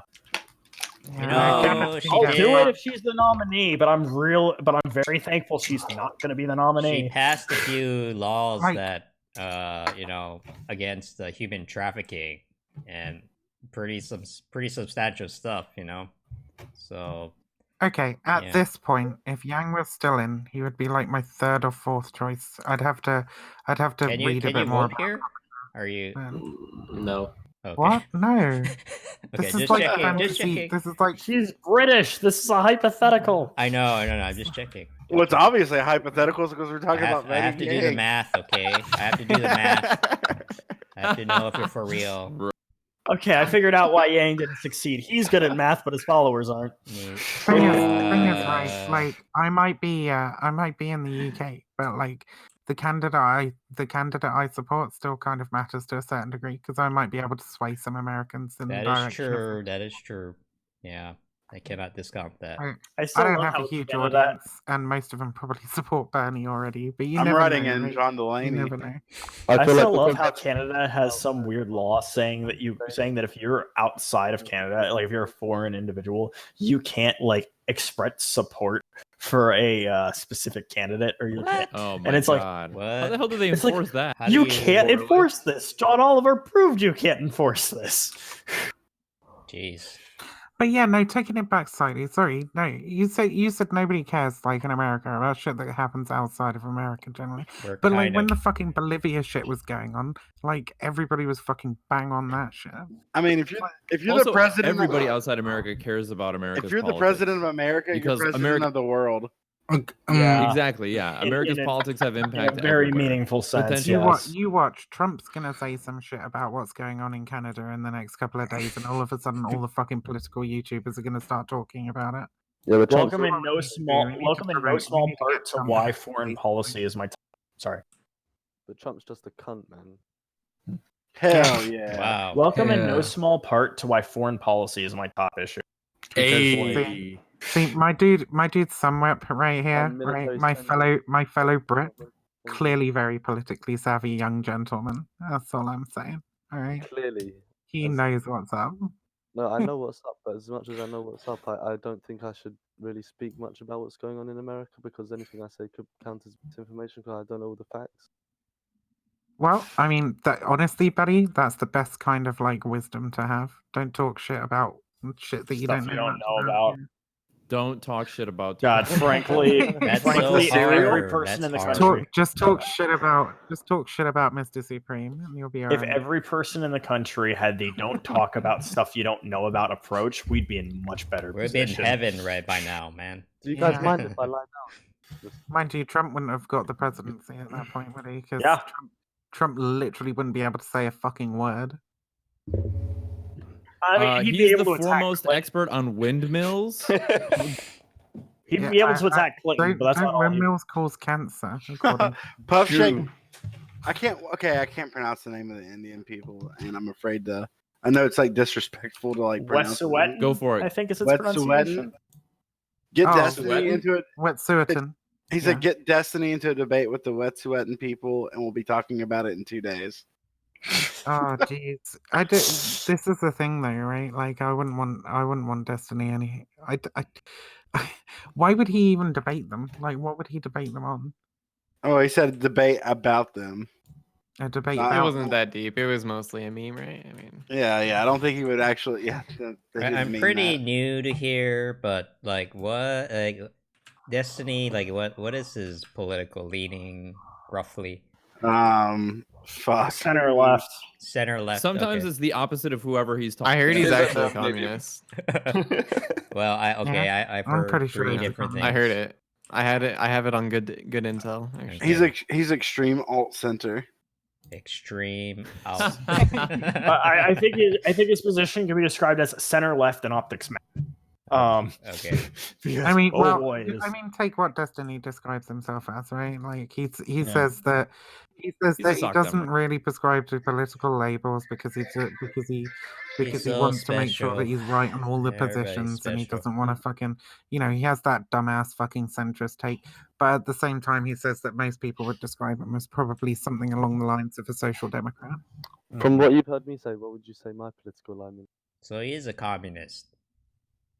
I mean, I don't know about you, somewhere. I don't know. Okay, whatever. I was curious. Since I joined, have I? What do you think's your political alignment, somewhere? Who do you vote for in the last election? Can I just look her up real quick? You don't remember? You don't remember who You you don't voted remember? for in the last election? Well, I know which party, but I don't remember which representative. That's what she was asking. No, just so what party? Like Labour, Labour. Conservative, Lib Dem, Green, what? Labour. Labour? That's not bad. But I would say, but a wise man. Jeremy once- Corbyn.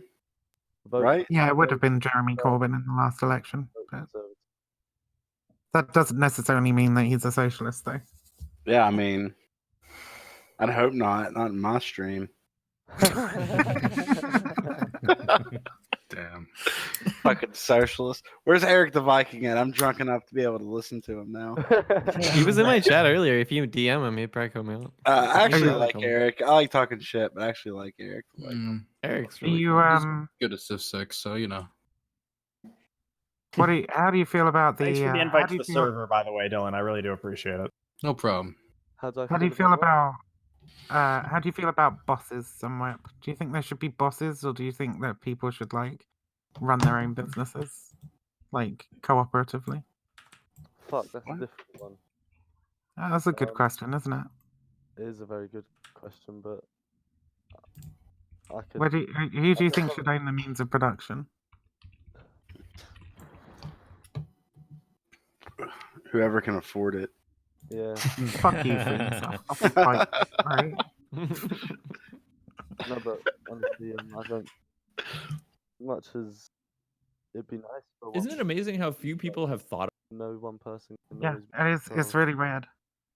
It's not that weird. It really isn't. It's Hey, to be fair, like all it my shouldn't. neo-lib brothers in chat, go ahead and sub to me.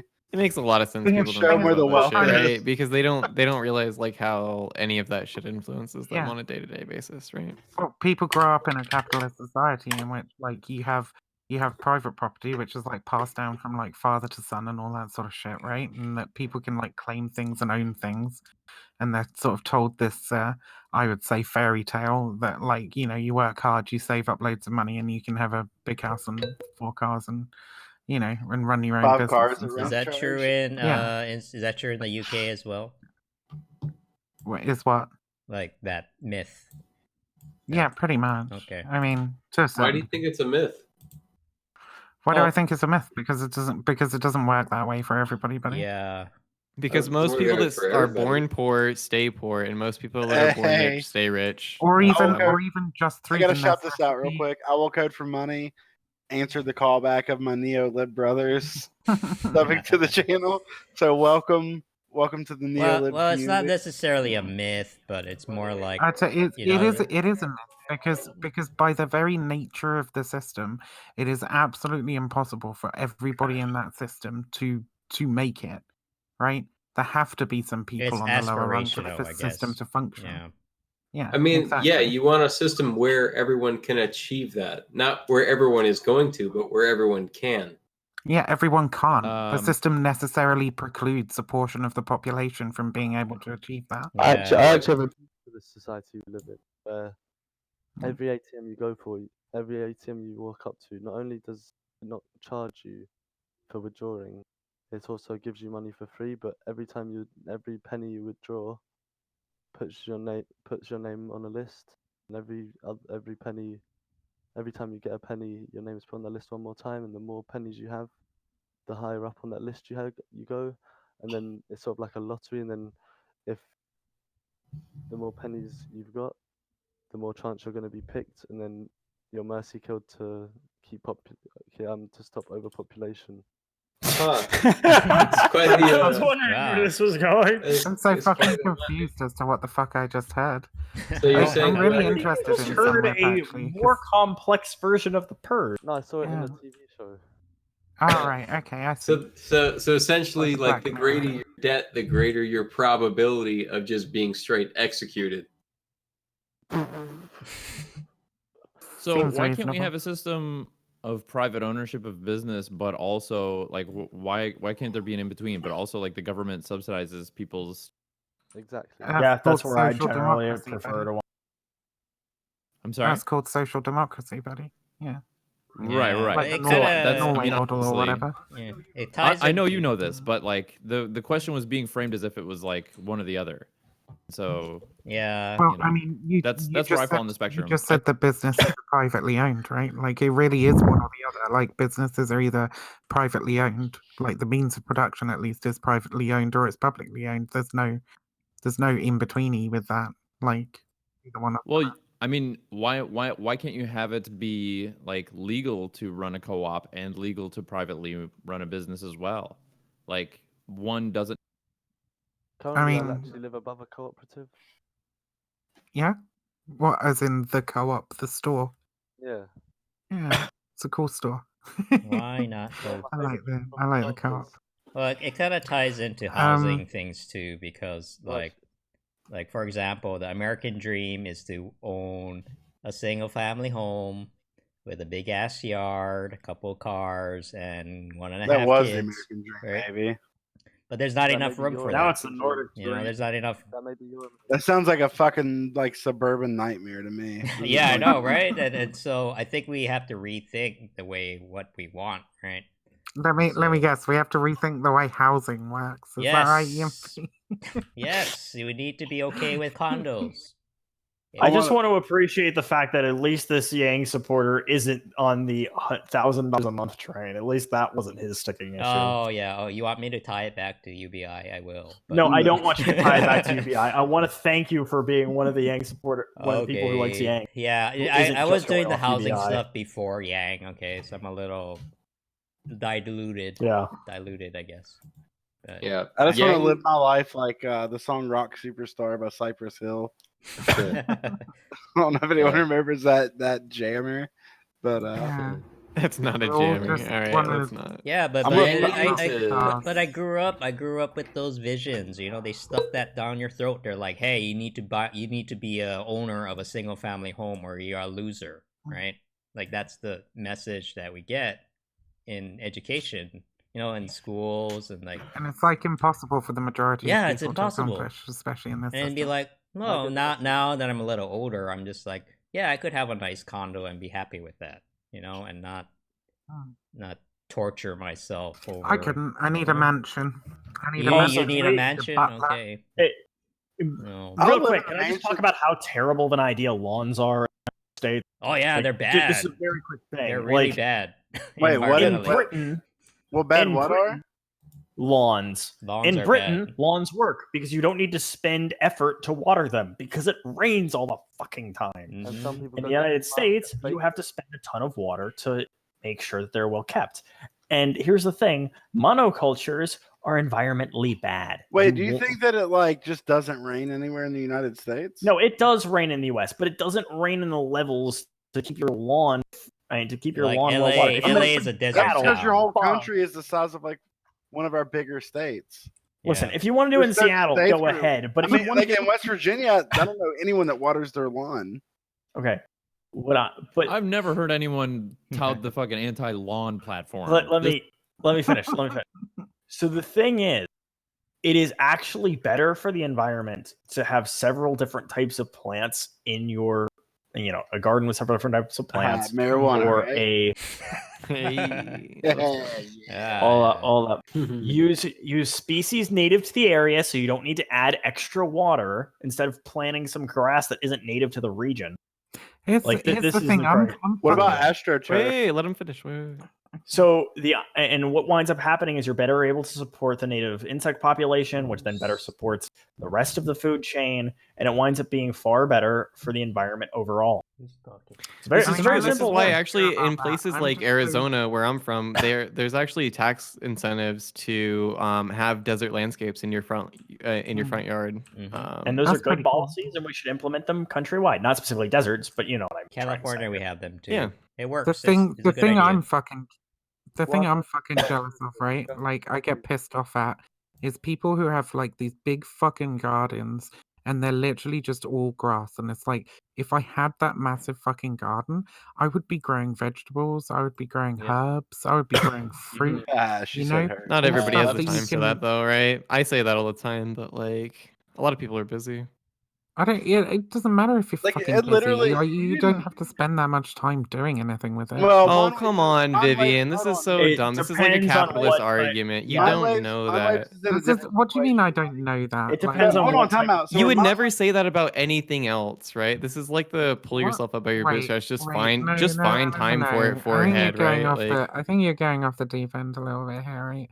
Unless you. What are you talking about? No, Vivian, this is absolutely like the same. Like, there's a lot of people that work 2 jobs and like in between picking up their kids from school and shit, like don't have any fucking time to like grow a fucking garden. Do you know? Let what alone the money it takes to like start growing a garden. Like, even though it's cheap, a lot of people don't have that, right? Do you know what I have to do with my herbs? Do you know what I have to do with my herbs? Like what? What did you have to do? What did I have to do? I had to 1, plant them. 2, I water them like once a week, maybe. That's it. So Monwaves during the autumn, I didn't fucking water them at all. Oh and my then I God. just walk out into the Well, garden. let me and make pick up one some point herbs that when will I help need them. everybody real quick. Like America big. America real big. Yeah, America big. Monwaves Oh, lives yeah. down in the fucking like desert area. Like it would be so much harder for Monwaves to keep gardening. Like, And where I live in live, what was one day a once was week. deciduous forest. Yeah, like where I live in West Virginia, one day a week. I'll only have to Not all biomes are the same. Like, I mean, Yeah, so it depends on where you live. All I'm saying, right, is if you've got the fucking time and the climate to maintain a lawn, you have the time and climate to maintain a herb garden instead. How many people in this chat are in this conversation now maintain their lawns?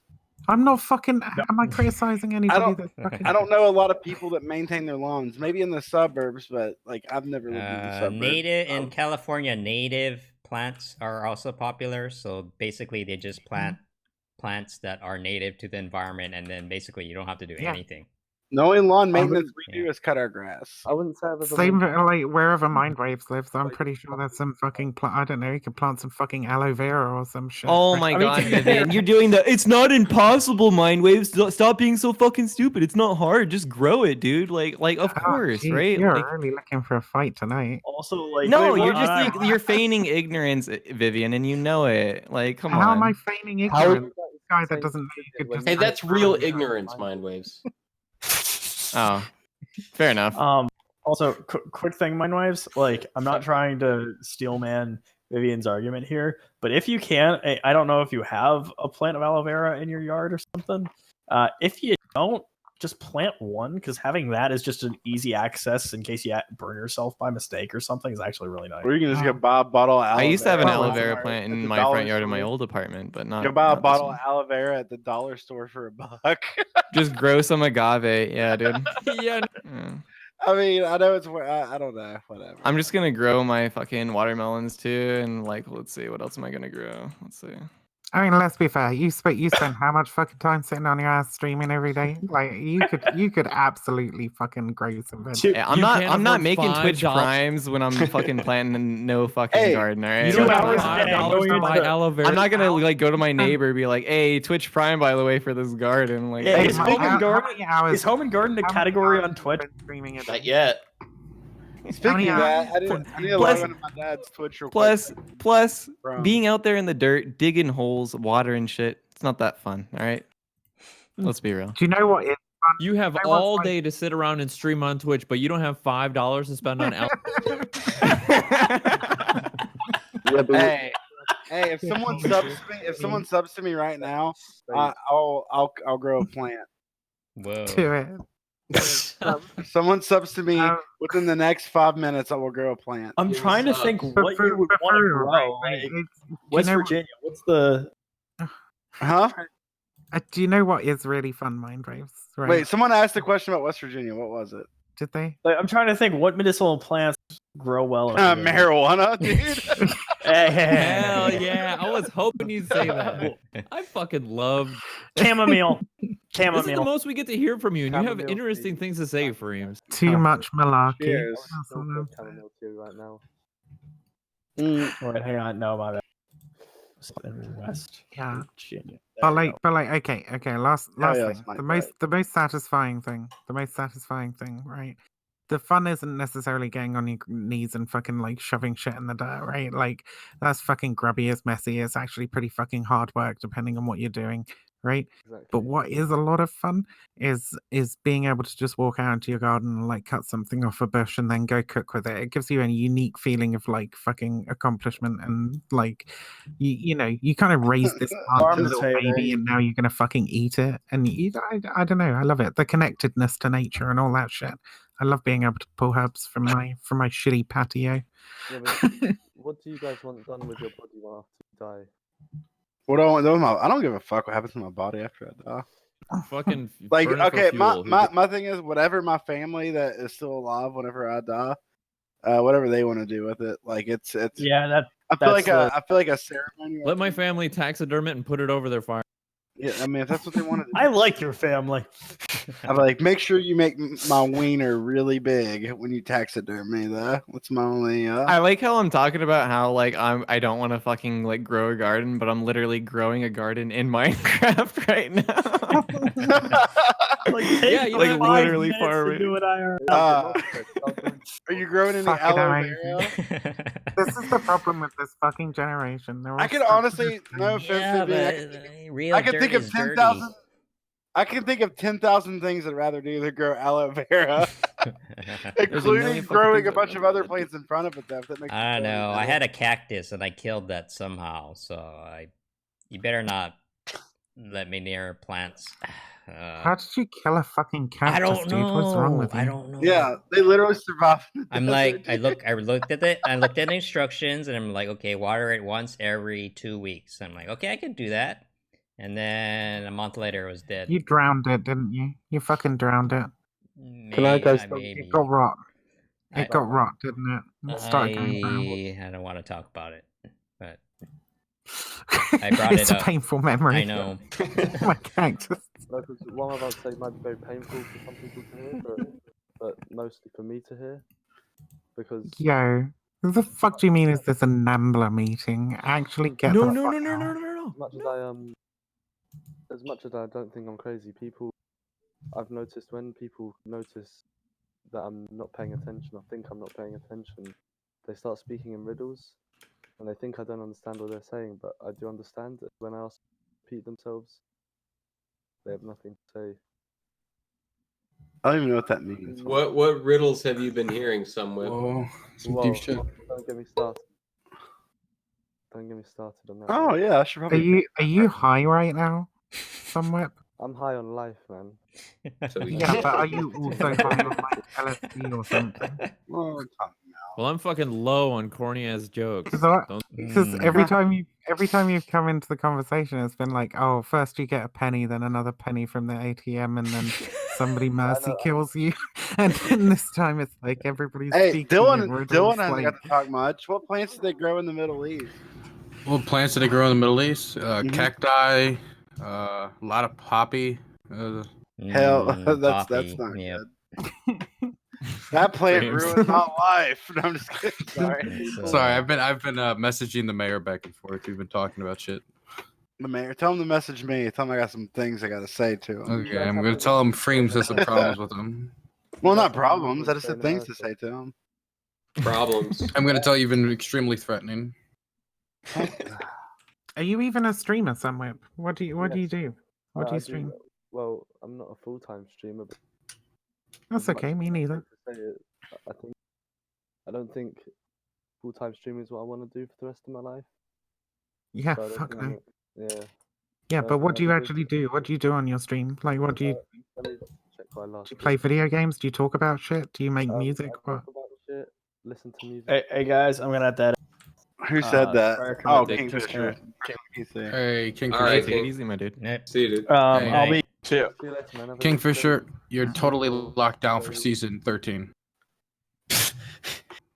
Okay. I like how once Civ 7's around, right? Hey, can I do season 2 so you can overbook me and then I can drop out to make space for touring news and then I can find out I didn't need to do that at all and that you just overbooked me?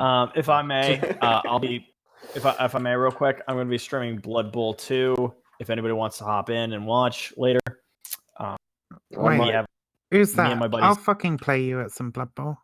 Me and my buddies have a weekly. You have a tournament? League. Yeah, we have a league. We do it in franchise mode where we go 6 seasons with the same team, having a tournament after each season.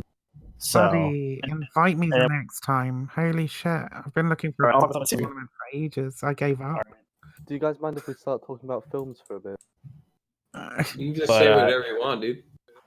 If anybody wants to drop me a follow, I Dreams, do we have appreciate it. sheep? working towards a million right guys, now. I have to head out as well. It's getting kind of late here. So, Okay, man. Okay, thank you for it. This was fun. Yeah. But I'll be around, and thanks for tonight. Yeah. Hopefully, I speak to you again. Cool, man. Hey guys, I'm gonna do the same thing that they're all doing while we're doing it because I Jesus should probably Christ, get going. y'all are killing me. Look off, Freems. Killing me. There'll be I more. think I ain't gonna be around much longer, Frames. if this, You if go this find is, some other people. if this stream is ending soon, I I'm not ending. No, I'm Mad hippies in chat. You can drag that asshole in. how McDonald's I don't know if I can handle 20 minutes. hippie. What, son?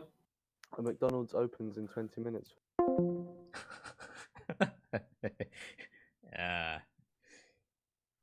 Wow. All right. I think that guy, what was his name? Some whip. I think it was really. He seemed pretty high. Ugh. Oh wow. Well, that's Twitch for you.